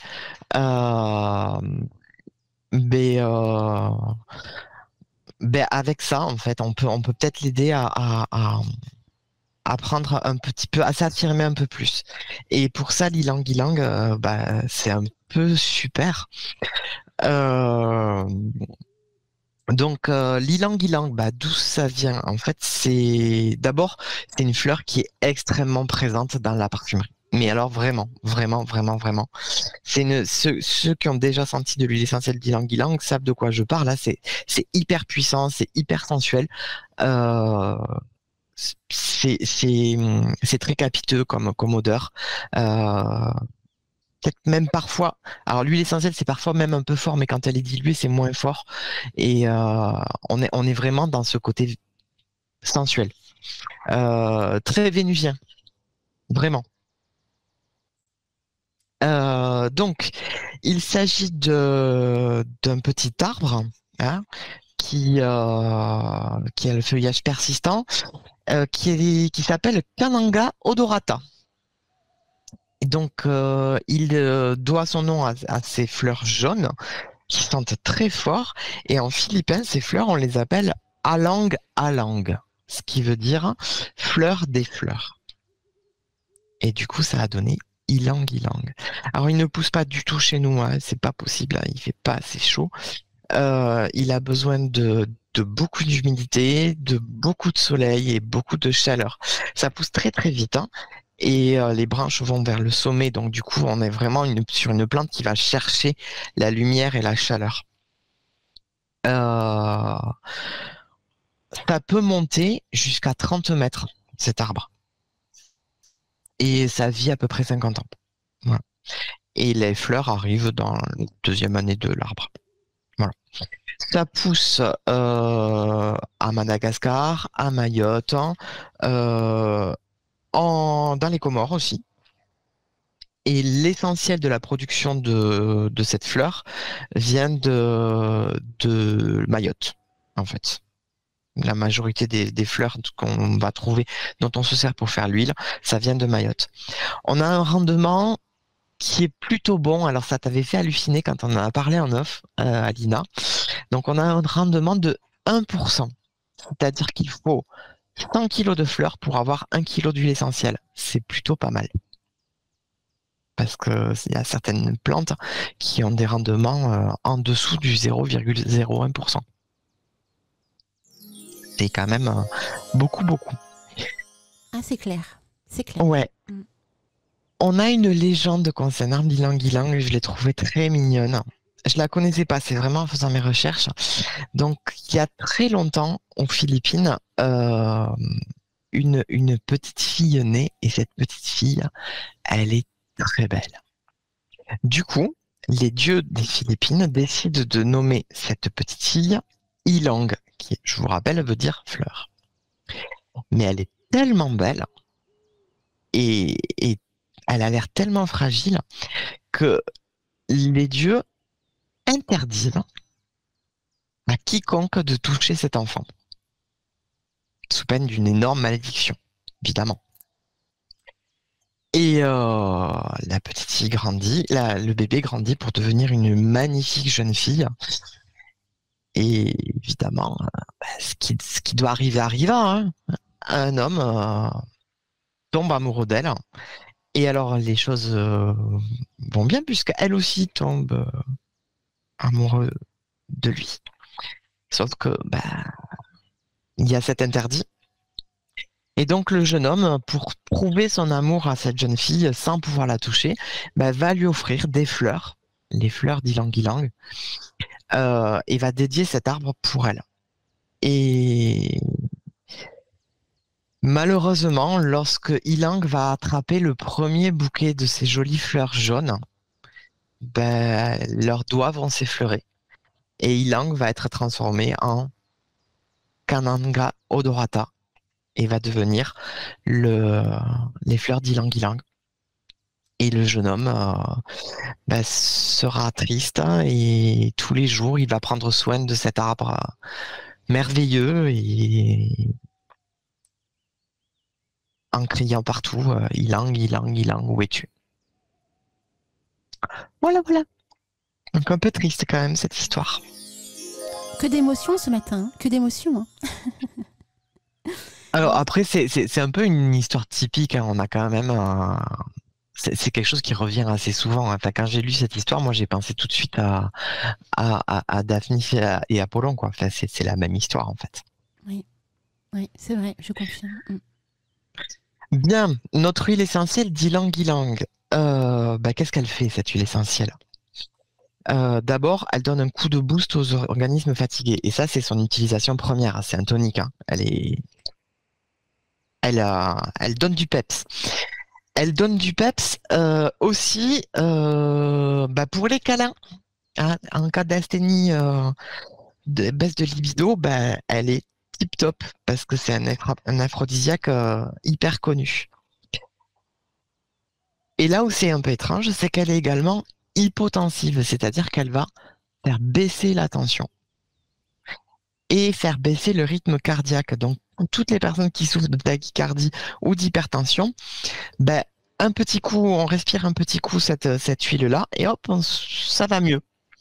Donc on a à nouveau cette dualité, c'est-à-dire que d'un côté, elle est tonique, hein, elle donne un coup de boost, elle réveille les ardeurs, et d'un autre côté, ben, elle va calmer la tension, elle va calmer le rythme cardiaque. Donc c'est plutôt pas mal. En fait, elle régule le rythme cardiaque. Elle va aussi aider à calmer les angoisses ou le stress excessif. Je suis en train de réaliser qu'en fait, c'est hyper raccord avec la chanson que tu as mis. Bon, bref, ça c'est autre chose. Donc cet effet calmant et sédatif et relaxant, c'est dû à la présence des esters, la molécule qui est dans l'huile essentielle, on les appelle les esters. Elle fait partie de la famille des esters. Et donc ces esters, ils agissent sur la sécrétion de sérotonine, de dopamine. Ce sont les hormones que nous fabriquons tout seuls, comme des grands, lorsqu'on est heureux. Sérotonine et dopamine. Ben, les esters, ils vont aider à fabriquer ça. Grâce toujours à ces esters et au linalol, je vous ai déjà parlé plusieurs fois du linalol, hein, on va avoir les effets calmants, relaxants et anxiolytiques. L'huile essentielle peut aussi favoriser la décontraction des muscles. Ça peut être intéressant, un petit massage avec une huile de transport avec quelques gouttes d'huile essentielle d'ylang-ylang dedans lorsqu'on a les muscles un peu contractés. Bon, aphrodisiaque, hein. On va pas revenir sur le sujet, hein. Ça aide à lâcher prise et à calmer l'anxiété. Et l'odeur un petit peu sensuelle agit sur nous là-dessus aussi. Les esters vont aussi, donc, comme je vous ai dit, agir en régulateur cardiaque, en inhalation et en voie cutanée. C'est également un tonique capillaire et un régulateur de sébum. Donc ça, c'est pour les alcools monoterpéniques. Donc, il est très intéressant. Moi, je l'utilise souvent dans les shampoings. Lorsqu'on fait des shampoings, des peines de shampoing, mettre quelques gouttes d'huile essentielle d'ylang-ylang à l'intérieur. D'une part, ça aide à réguler la production de sébum. Donc, ça veut dire qu'il y en a ni trop peu, ni trop. Et du coup, ça va permettre d'avoir des cheveux qui sont moins gras. Donc ça, c'est intéressant. Et du coup, comme on n'a pas cette production excessive de sébum, mais ça va aider à la repousse du cheveu également. Et donc moi, je m'en sers essentiellement sur les shampoings. L'huile essentielle, elle est plutôt facile d'utilisation, hein. Tout le monde peut s'en servir. Alors, à part les femmes enceintes de moins de 3 mois et les nourrissons, hein, c'est toujours pareil. Je vous dis tout le temps, attention, les huiles essentielles, pour les enfants de moins de 7 ans, n'utilisez pas. Et les femmes enceintes, par précaution, n'utilisez pas non plus. Même si dans les faits, l'huile essentielle d'ylang-ylang, ça passe. Mais bon, faire attention quand même. En application cutanée, il faut faire très attention quand même parce que cette huile essentielle, elle a quand même un petit côté sensibilisant ou allergisant. Donc il faut vraiment bien la diluer. On peut la diluer à 20% au maximum, hein, c'est-à-dire 2 ml d'huile essentielle pour 8 ml d'huile de transport. Sauf que cette huile, si on n'aime pas l'odeur, ou si l'odeur nous perturbe, à 20%, ça tabasse quand même pas mal. Donc moi, ce que je fais, c'est que je la dilue à 10%, donc 1 millilitre d'huile essentielle dans 9 millilitres d'huile de transport. Au moins, comme ça, on est tranquille. On n'a pas le problème de sensibilisation sur la peau et d'allergie, et on n'a pas cette odeur très forte.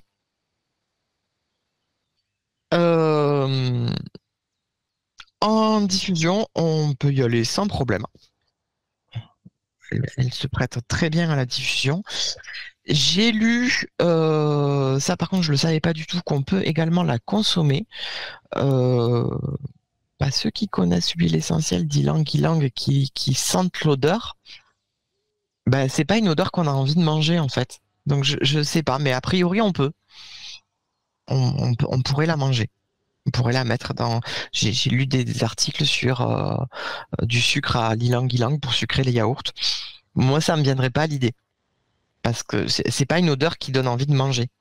Moi, je vois pas ce que c'est l'ylang-ylang. Parce que je vois Marie qui dit qu'elle aussi, elle adore l'odeur de l'ylang-ylang. Mais ça se trouve, je connais l'odeur, hein, mais je vois pas ce que c'est. Alors, oui, tu connais l'odeur, surtout quand je vais te parler du parfum, parce que tu vas voir que oui, tu connais l'odeur. Ah. C'est une odeur.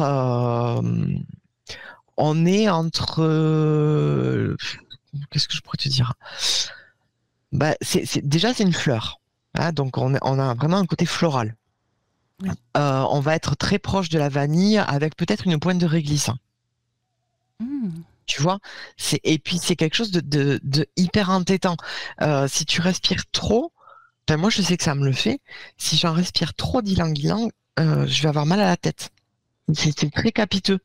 Tu vois. C'est pas là-dedans qu'on met aussi cette odeur tu sais, dans les produits d'été. Non, ça c'est le moneuil. Ah, le moneuil, ouais, d'accord. Non, ça n'a rien à voir avec le moneuil. Même si effectivement, le moneuil peut avoir ce côté aussi un peu entêtant. Oui, voilà. Mais c'est pas la même chose. Je pensais à ça de suite quand tu as dit ça, en fait, ouais. Au moneuil. Non, c'est pas la même chose. T'as ce côté très fleur. Oui. Mais c'est vraiment une fleur lourde.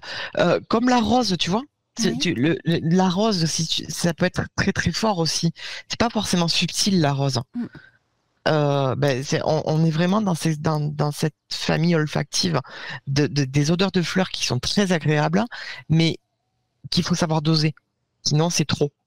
C'est comme la fleur de lys aussi. Hein. C'est ça. Non, parce que la fleur de lys, ça pue. Alors que l'ylang-ylang, ça sent bon. Je trouve que ça sent bon, mais je peux pas rester plus de 2 secondes devant, quoi. Ouais, la fleur de lys, le frésia et tout ça, c'est hyper fort. L'ylang-ylang, c'est quand même un peu plus subtil. Hein. Ah. Mais c'est quand même fort. Hein. D'accord. Ouais, je vais attendre ton parfum. Ça se trouve, je vais dire, mais oui. Ah oui, je pense. Donc, comme toujours, hein, moi, je vous conseille vraiment, si vous êtes enceinte, si vous êtes allaitante, de ne pas l'utiliser. Vraiment. Même si dans la littérature, ça peut passer vraiment. Quand vous êtes enceinte et allaitante, pas d'huile essentielle du tout, vraiment. On n'a pas encore assez de recul. Ne prenez pas ce risque-là, c'est quand même bête. Hein. C'est vraiment bête. D'ailleurs, blague entre guillemets, on a eu beaucoup cet été donc moi j'ai beaucoup de familles et de proches qui travaillent dans la santé encore, et il y a eu en tout cas dans ma région beaucoup d'intoxications au clou de girofle, à l'huile essentielle de clou de girofle cet été. C'est bizarre, hein, mais voilà, attention, les huiles essentielles, ne faites pas n'importe quoi, c'est un médicament. Il y a beaucoup de gens qui ont dit « Ah, j'ai mal aux dents, je vais prendre de l'huile essentielle de clou de girofle. » Ouais, intoxication, quoi. Donc, faites gaffe. Hein, c'est pas des bêtises quand on vous dit « Faites gaffe ». Donc, demandez conseil à votre pharmacien. Vraiment. Les propriétés magiques de l'huile essentielle d'ylang-ylang. Alors, déjà, sa planète, sans surprise, hein. Mercure, côté aérien, côté inspirant, la Lune, côté féminin, et Vénus, ce côté amour aphrodisiaque, évidemment. Associé au Poisson, au Taureau et à la Vierge. Les éléments, comme les planètes, j'ai envie de vous dire, hein, air, eau, terre. On ne peut pas mieux faire. Les pouvoirs. Essentiellement sexualité, essentiellement amour, donc les filtres d'amour, les filtres de je vous fais pas un dessin, hein, voilà, mais aussi la paix. Alors cette huile, elle va promouvoir l'énergie positive, elle va apporter la paix et la beauté dans le foyer. Pensez à la légende. Les légendes, elles sont jamais là pour rien, hein. Elle va stimuler l'intuition, la créativité. Elle est vraiment bien pour la divination parce que justement, elle aide au lâcher prise. Donc du coup, ça ouvre et ça permet la perception de choses que nos blocages nous empêchent de voir.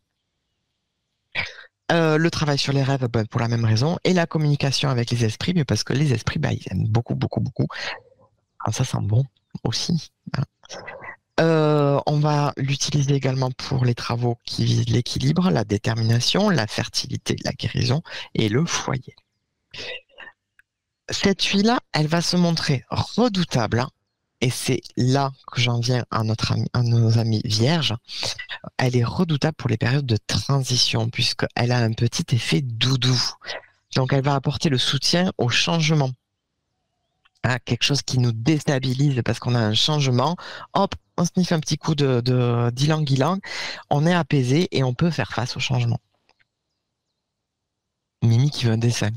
Voilà autre chose.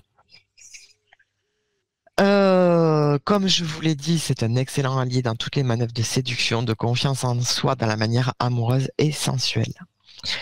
Elle a un parfum apaisant. Lors de toute situation stressante et inconfortable, vous pouvez vous laisser transporter par son énergie. Elle va vous apaiser. Alors, elle va particulièrement apaiser nos vierges, mais tout le monde va être apaisé par l'ylang-ylang. Mais non, c'est pas de la drogue, Lunaya. Elle est insortable, je vous assure, elle est insortable. Je crois qu'elle est trop restée dans la taverne. Ouais, c'est Lunaria. Mais c'est clair, faut que tu arrêtes d'écouter les piliers de comptoir, quoi. Enfin, à un moment donné. Bien, ta partie préférée, Alina. Oui, alors en plus, je pense que Marie a donné la réponse. Je pense. Oui, elle en a partie. Donc, on va l'utiliser en note de cœur ou en note de fond. On peut pas l'utiliser en note de tête, elle est trop puissante et elle va rester trop longtemps. Donc, on va l'utiliser en note de cœur ou en note de fond. Moi, je préfère l'utiliser en note de cœur pour qu'elle s'exprime, parce que si je la mets en note de fond, elle va stabiliser les odeurs et du coup perdre. Effectivement, je sais plus, je crois que c'est Marie qui l'a dit. Elle se combine très très bien avec la rose. Non, c'est Pascal qui l'a dit, c'est Pascal. C'est Pascal, bon ben voilà, ça se combine très très bien. Donc c'est un incontournable et il est utilisé dans les parfums féminins. Je n'ai pas trouvé de parfum masculin qui comporte de l'ylang-ylang. J'en ai pas trouvé. Probablement que ça existe, hein, mais j'en ai pas trouvé. D'accord. Tu peux donner le nom du parfum ? Le nom du parfum. Eh oui, il est dans le numéro 5 de Chanel ou dans le J'adore de Dior. Oui. En plus, tu peux me faire les deux que j'aime en plus. Fais-moi la pub. J'adore le Dior. C'est comment déjà la pub ? J'adore de Dior. Ouais, c'est ça, je l'ai fait en fait sans le vouloir. J'adore le Dior. Ouais. Non, voilà, donc on les a dans ces deux-là. Hein. Alors dans le numéro 5, il est pas flagrant parce que le numéro 5, alors la recette n'est pas totalement publiée parce qu'il y a le côté secret quand même évidemment, mais il y a énormément de fragrances dedans. Il y en a vraiment beaucoup. C'est un parfum qui est hyper complexe. C'est ce qui fait son mythe aussi. Hein. Oui. Alors, d'ailleurs, est-ce que le mythe aussi, c'est la pub. Justement, c'est Marie Abusée. La pub avec, tu sais, avec, comment elle s'appelle, Vanessa Paradis. Oh là là, que c'est beau. Ah, je l'ai pas, celle-là. Il y a fort longtemps, elle était jeunette, Vanessa Paradis. Tu sais quand elle fait le petit oiseau dans la cage ? Ouais. Ah oui, ça y est, je me rappelle, ouais. Ah, c'est beau. Ouais. Est-ce que tu sais pourquoi le numéro 5 s'appelle le numéro 5 ? Je l'avais lu quelque part, mais je m'en souviens plus. Mais tu vas nous le dire. Oui, je vais te le dire. Donc, Gabrielle Chanel, lorsqu'elle a voulu se lancer en parfumerie, elle y croyait assez peu. Hein. Elle y croyait assez peu. Elle était vraiment sur la haute couture. Hein. C'était son sacré caractère aussi, Gabrielle Chanel. C'était pas... C'était quelqu'un quand même. Et à un moment donné, elle va faire appel à... Alors, je ne sais plus si elle fait appel ou si c'est ses deux frères qui lui proposent spontanément. Ça, je me rappelle plus la subtilité, mais enfin, en tout cas, elle va travailler avec deux frères juifs. Ça a sa petite importance dans l'histoire du parfum. qui vont lui proposer donc les fragrances. Et ils vont lui proposer pour commercialiser leur parfum, de prendre le nom de Chanel, en fait. Donc c'est eux les parfumeurs. Chanel, elle n'est pas du tout parfumeuse. Et Chanel, en bonne femme d'affaires, elle va dire OK parce qu'elle voit le côté financier. Elle se dit effectivement, associer mon nom à quelque chose, faut que ça rapporte. Et les deux frères parfumeurs donc vont concocter énormément de parfums, beaucoup, et pour que Gabriel Chanel puisse en choisir un ou plusieurs. Il aimerait bien plusieurs, mais au moins un, pour sortir le parfum Chanel. Et Gabrielle Chanel va s'arrêter sur le flacon numéro 5. Et elle va dire c'est celui-là. Donc du coup, le parfum, c'est 5 de Chanel. D'accord, waouh. Voilà. Alors, on est d'accord que le parfum Chanel, c'est de la marque Coco Chanel, hein. Oui, c'est Coco Chanel. Alors, il y a quelques temps en arrière, j'ai visité un magnifique château, le château de Brissac. Et dans ce château, en fait, on voyait donc, tu sais, les effigies en fait, hein, de la famille de Brissac avec un double C entrecroisé. Ouais. Et quand j'ai vu cette effigie de cette famille, je me suis dit, mais on dirait Coco Chanel, on dirait la marque Coco Chanel. Et je me suis donc aperçue, alors peut-être que c'était inconscient à l'époque, hein, je ne sais pas, mais que le double C de Coco Chanel avait beaucoup, beaucoup de corrélations avec ce blason familial de la château de Brissac. Donc ça m'a un petit peu surprise à ce niveau-là. Je me suis dit, punaise, parce que c'est pas du plagiat, mais pas loin. Donc allez faire un tour, regardez le blason de la famille de Brissac avec le château de Brissac, donc dans les Pays de la Loire. Et vous allez voir que c'est assez troublant. Je trouve qu'il y a vraiment un côté troublant entre la marque Coco Chanel, le double C entrelacé, et le blason de la famille de Brissac, qui, elle, est là depuis des millions d'années, hein, du tout. Donc, ouais, et moi je m'étais fait la même réflexion sur tu sais, le fameux blason de Henri II, Catherine de Médicis et Diane de Poitiers. Aussi, oui, exact. Si tu regardes bien, tu l'as aussi un petit peu quand même. Effectivement, oui, tu as le C, le D, ouais, tout à fait. Ouais. Et le H. Et le H, ouais. Donc souvent les artistes s'inspirent de grandes têtes, entre guillemets, couronnées. Donc c'est assez dingue. Peut-être aussi que c'est pour ça qu'elle a eu autant de succès, inconsciemment, je sais pas. Peut-être. Je sais pas du tout. Je sais qu'elle était pas du tout versée là-dedans, hein. dans l'ésotérisme et tout ça. C'était pas du tout son truc à ça, c'est clair. Elle était beaucoup trop pragmatique pour ça. Bon, la suite de l'histoire, elle est pas très reluisante hein, quand même sur ce parfum, puisque on est avant-guerre, avant la deuxième. Hein, enfin, on est entre les deux. Hein, et donc sur le numéro 5. Les droits sont détenus à 50%, c'est-à-dire que Gabrielle Chanel, elle a 50%, et les frères, dont j'ai oublié le nom, ils ont 50%. Et puis la Deuxième Guerre mondiale, vous savez ce que ça donne, quoi. Donc je vous laisse imaginer ce qu'a pu faire Gabrielle Chanel pour pouvoir récupérer la totalité des droits de ce parfum. Voilà. Il fallait que ce soit dit.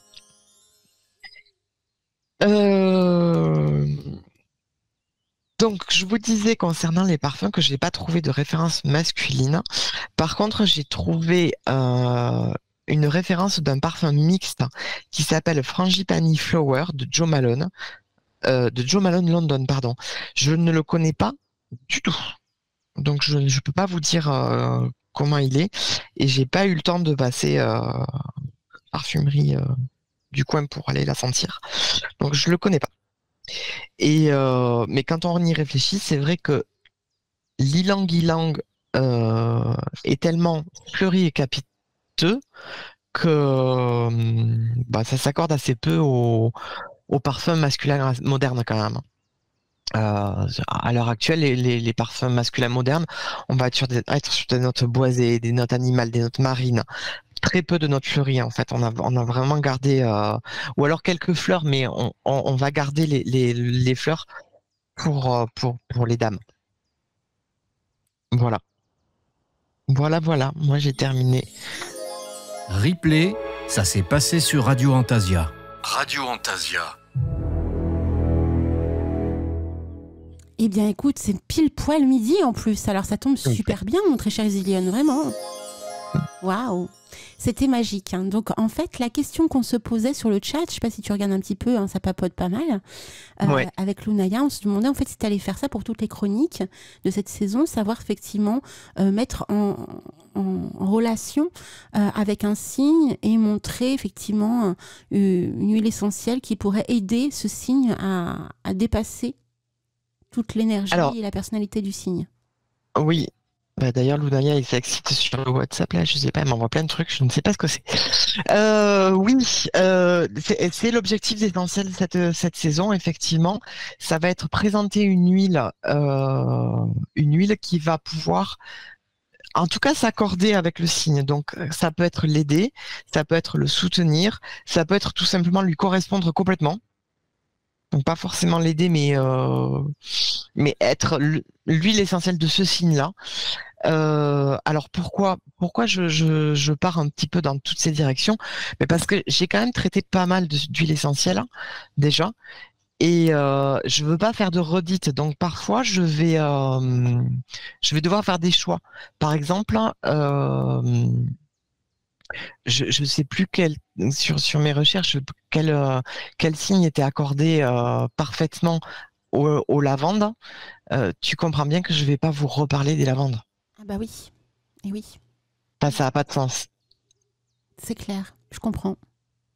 Donc du coup, des fois je vais prendre des petits biais comme ça en disant je vais là ça va t'aider, ou là au contraire ça va s'accorder à toi. Voilà. I understand. Voilà, donc effectivement, c'était ça le pitch, c'était de partir d'un signe astrologique pour accorder. Voilà. Et normalement, c'était la saison 3, ça, d'essentiel. La saison 2 devait être autre chose, mais c'est pas grave, on a interverti. Ce sera pour sa prochaine saison, pour autre chose. Ouais, pour autre chose. Donc vous voyez, les enchanteurs, en fait, la chouette équipe se renouvelle constamment pour vous proposer de merveilleux sujets autour de plein de thèmes. Hein. Donc, comme quoi l'huile essentielle, on peut en faire encore et encore. Oui, j'ai encore... Et tu avais commencé avec la Bubble Witch? Oui. La Bubble Witch, c'était des recettes de savon, en fait. Oui. Et c'était, je me rappelle même pas comment ça a commencé. Quelqu'un qui m'a demandé une recette, et puis au fur et à mesure, en fait, ça me demandait tout le temps des recettes. Donc du coup, on a dit c'est la Bubble Witch. C'était Mimi qui la disait. C'était Mimi qui l'a. Moi, j'envoyais la recette à Mimi et je laissais Mimi faire. Et ça m'allait très très bien jusqu'au jour où Mimi en a eu marre de parler à ma place. Parce que je lui mettais plein de noms en latin et de noms chimiques, elle en avait marre. Elle me l'a dit. C'est compliqué à dire à l'antenne, non mais c'est vrai, franchement. Il y a des mots latins, waouh.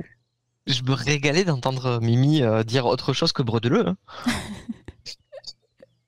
Mimi, big up. En tout cas, dans Fantasia Matin, dis-toi, mon très cher Isilionne, toutes vos chroniques en fait passent petit à petit. Donc il y a des petites pépites comme Bubble Witch, comme la Kitchen Witch aussi qui va venir. Ouais. Il y a aussi la Witchy Planet, il y a Mimi aussi avec ses effets mimides. Donc Lunaya aussi avec ses interviews. Enfin, ça foisonne sur Fantasia Matin.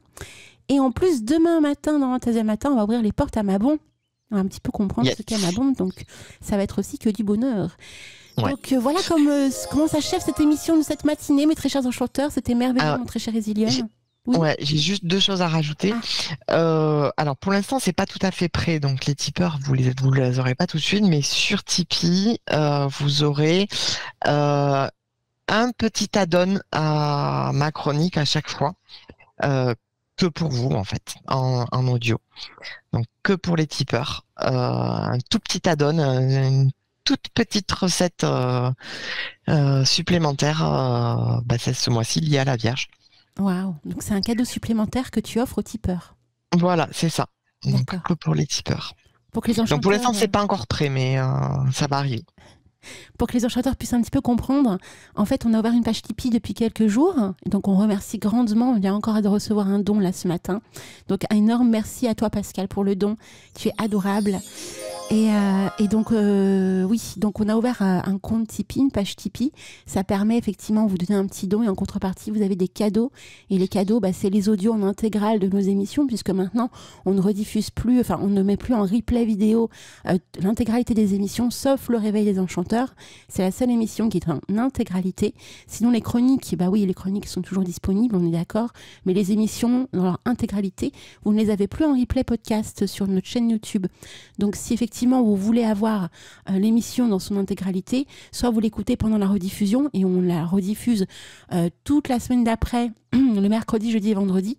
Donc sauf cette semaine qui arrive parce que mercredi soir c'est la pleine lune, c'est une super lune en bélier et il y a une émission spéciale autour de la pleine lune. Donc l'émission par exemple de Robert qui a eu lieu hier soir, elle sera en rediffusion jeudi et vendredi prochain entre 21h et 23h sur les ondes de Radio Antasia. Et après coup, la semaine d'après, vous aurez les 30 premières minutes de l'émission. Et si vous voulez avoir l'intégralité, soit vous écoutez pendant la rediffusion, soit vous mettez un petit don et vous avez accès à toutes nos émissions et en plus à des bonus comme le propose là Isilienne avec sa chronique essentielle. Donc merci à toi pour les tipeurs, vraiment. Avec plaisir. On a eu en tout 3 dons de plus cette semaine, donc un énorme merci à Cadarn et à Abyss et là puis à Pascal pour votre don. Vous êtes merveilleux, mes très chers enchanteurs. Donc si effectivement vous voulez donner un petit peu ou prendre un petit abonnement, comme a pu faire certains enchanteurs à qui on fait plein de gros bisous au passage, n'hésitez pas à aller sur notre page Tipeee. Vous allez sur notre site officiel radioantasia.fr et vous verrez il y a une bannière qui parle effectivement de Tipeee. Vous cliquez dessus ou alors il y a le lien de faire un don et vous cliquez dessus, vous créez un compte, puisqu'il faut créer un compte et vous mettez le montant que vous souhaitez. Donc soit vous prenez un abonnement de 5 € par mois et vous avez accès au replay de ce mois-ci, soit vous prenez un abonnement de 10 € et là vous avez accès à l'intégralité de ce qui s'est passé avant, qui n'a jamais été rediffusé ni encodé sur notre chaîne YouTube, ou alors vous donnez un petit don de votre choix, 2 € et là vous avez droit à un audio de votre choix en cadeau. Donc voilà un petit peu grosso modo pour la page Tipeee. T'avais des petites choses à rajouter, mon très cher Iséline ? Oui, j'avais juste un petit quelque chose inspiré par Cadarn. En fait, je vais essayer de temps en temps de vous donner des petits conseils du mois, mais c'est vraiment inspiré par Cadarn et puis quelque part pour Cadarn parce qu'on l'aime, notre Cadarn quand même. Il est pas là, mais on l'aime, on l'aime. Ah oui, je confirme, on l'aime. Voilà. Donc mon petit conseil du mois. Pour Cadarn et pour d'autres, si vous vous asseyez sur le canapé et que le canapé miaule, c'est que vous êtes assis sur le chat. Ah bah voilà. Voilà. Le message est passé, Cadarn. D'ailleurs, il est où, Cadarn ? J'ai pas compris en fait. Et il a pas de réseau là où il est. Ah. Donc du coup, il peut pas se connecter. D'accord, je comprends. D'accord. Bah oui, le pauvre. Voilà. J'ai eu ça hier soir. Vers minuit, 1h du matin, je n'avais plus accès à Internet. Je me suis dit, punaise, j'espère que je ne vais pas avoir le même problème ce matin en me réveillant. Puis non, en fait.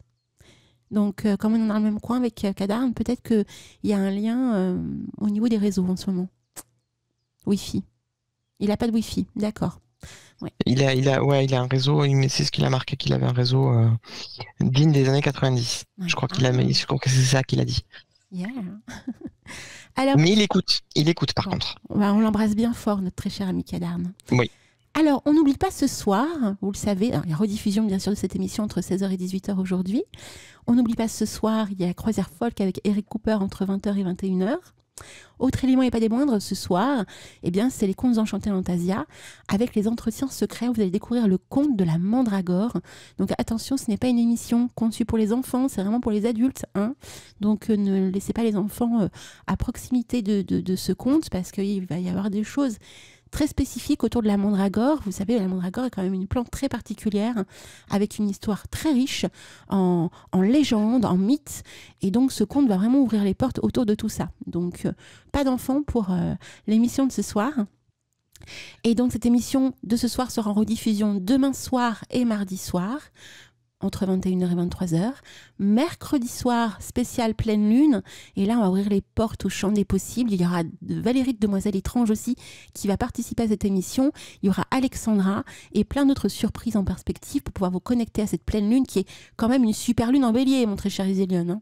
Tout à fait. Hein, donc, c'est pas des moindres au niveau de l'énergie. Ouais. Ça va pulser aux petits oignons. On fait plein de bisous aussi à Vera qui va nous écouter en rediffusion, donc on l'embrasse bien bien fort. On la remercie grandement parce qu'il y a eu plein de retours magnifiques sur le chat concernant sa chronique. C'était génial sa chronique. Sur le Mont Saint-Michel, punaise. Ouais. Ça promet du bouillon. Vera qui va très certainement aussi contacter, je crois qu'il y en a même d'autres, des enchanteurs. Je crois aussi qu'il y a Roxane qui va aussi contacter Andranos Fagus, parce que vous savez qu'il a été notre premier invité dans les murmures de l'étrange, autour tous les lieux un petit peu chargés d'énergie. Donc je pense que Vera va contacter Andranos autour de ça aussi. Donc on embrasse bien fort Andranos au passage. Et sinon, on se retrouve dimanche prochain pour un autre réveil des enchanteurs. Et pour ma part, vous m'avez tous les matins, du lundi au vendredi, entre 10h et midi pour Antasia Matin. Et demain matin, on ouvrira les portes à Mabon.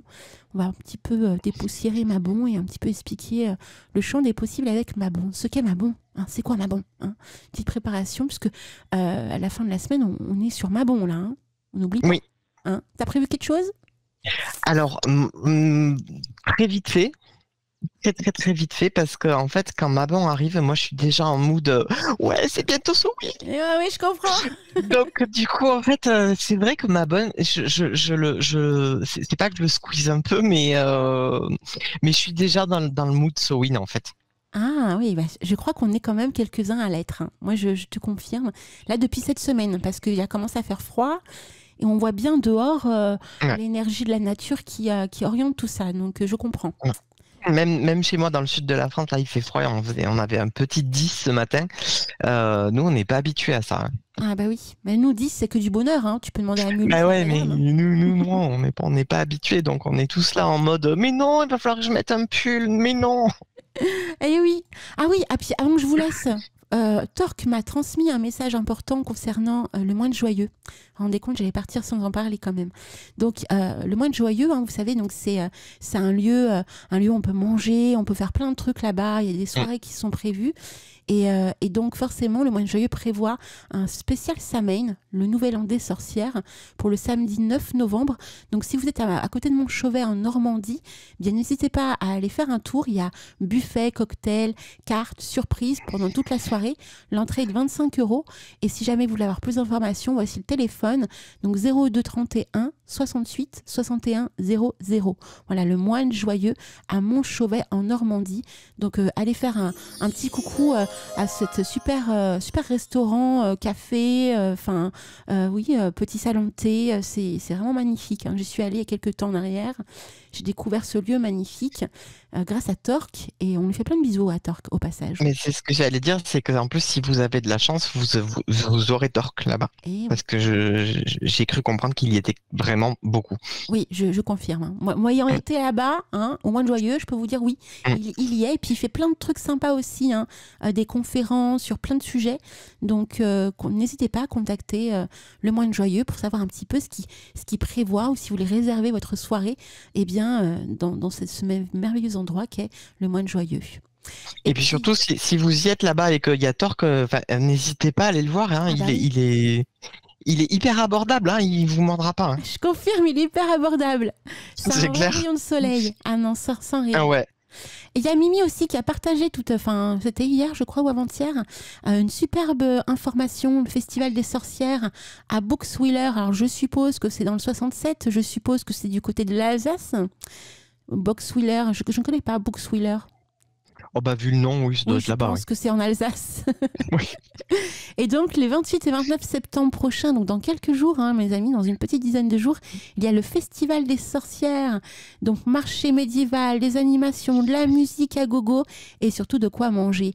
Et donc, si vous y allez, eh bien n'oubliez pas de vous habiller en conséquence. Et oui, vive les, comme on dit, les sorcières et les enchanteurs. Et on n'oublie pas d'aller aussi voir et faire un petit coucou à notre très cher Amulus, mes très chers enchanteurs, parce que Amulus, se trouve à Marcilly-le-Châtel, dans la Loire, jusqu'à ce soir. Il est passé à l'antenne tout à l'heure. Ça fait plaisir d'entendre Amulus à l'antenne. Ouais. Ça va, ça passait bien? Très bien, c'était nickel. On Ouais, l'entendait super bien, c'était parfait. Merveilleux. C'est bien d'avoir des retours comme ça aussi, parce que moi j'entends très bien dans ma platine, mais le rendu de l'autre côté, c'était impec. Bon merveilleux. Écoute, c'est comme ça qu'on achève cette merveilleuse émission, mon très cher Isilionne. Et tout à fait. Et oui. Alors, moi je vous dis au mois prochain. Oui. Et qu'est-ce qui va se passer? Donc tu vas parler des balances. Bah oui. Je vais parler des balances, mais comme vous vous rappelez mon petit secret de l'année dernière, ça va pas changer. Hein. Je ferai la chronique la semaine d'avant. Donc pour l'instant, je peux pas vous en parler. Hey, Mr. Bull de Chewing Gum. L'essentiel, c'est que la chronique soit en place et qu'elle soit prête. Hein. Oui, voilà, mais elles le sont toujours. Même si c'est à l'arrache, mais elles le sont toujours. Alors, c'est pas à l'arrache, en fait. Il faut vraiment que je le dise officiellement. C'est pas parce qu'on travaille plus ou moins à la dernière minute que ça tu as raison. Parce que vous donnez tout votre cœur à un instant clé du moment. Tu vois ce que je veux dire? Parce que tu as raison, je me suis très mal exprimée, effectivement. Parce que ça peut être mal perçu de l'autre côté. Certains qui disent ouais, c'est à la rush. Non, c'est pas à la rush. C'est vraiment vous donner toute votre puissance et votre envie de transmettre aux autres à un moment clé donc de la journée. Donc non, c'est pas à la rush. Hein. Non, c'est pas à l'arrache. Je me suis très mal exprimé. C'est juste que, en fait, effectivement, vous pouvez m'appeler procrastinateur si vous voulez. Hein. C'est que je me dis tout le temps que j'ai le temps, et puis arrivé la veille, non, j'ai plus le temps en fait. Donc je fais très vite. Et il faut y aller. Voilà, et il faut y aller. Mais par contre, j'y passe la journée en général dessus. Oui, parce que justement, à chaque fois que tu transmets des trucs de dingue, donc je me dis, si ça c'est à l'arrache, alors je te dis pas. Non. Très concrètement, faire un plan, faire une chronique et un plan. Encore que cette année-là, vu qu'il y a qu'une seule huile essentielle, ça me prend un peu moins de temps. Mais effectivement, une journée facile de boulot en fait. Sans compter toutes les lectures avant, mais qui ont été faites de manière globale. C'est-à-dire que quand je lis un livre, je prends des notes toujours sur un carnet de lecture. Et donc ma première chose va être d'aller dans ce cahier de notes pour voir quelle référence de bouquin j'ai, et hop, je vais rechercher à quel endroit et la synthèse. Donc ça prend plus de temps, mais la rédaction en elle-même prend vraiment une journée. Ouais. Wow. Quasiment. Et donc, pour info, j'ai pas reçu le nouveau plan, mon très cher Isilionne. Donc, je veux bien que tu me l'envoies pour que je puisse le mettre sur le compte Tipeee. Yes. Yeah. Je vous fais plein de bisous. Je t'embrasse fort, mon petit Isilionne. Et puis, bon week-end à vous tous. Hein, ouais, je vous fais un gros bisou. Joyeux Mabon aussi, on n'oublie pas. Et n'oubliez pas dimanche, ce soir. Et n'oubliez pas mercredi, spécial pleine lune. Hein, et big up à Lunaya aussi. Parce qu'il y a du bélier dans le coin. Ça promet du bouillon. Oui, un gros big up à notre Lunaya. Ciao, ciao les enchanteurs. Bye bye.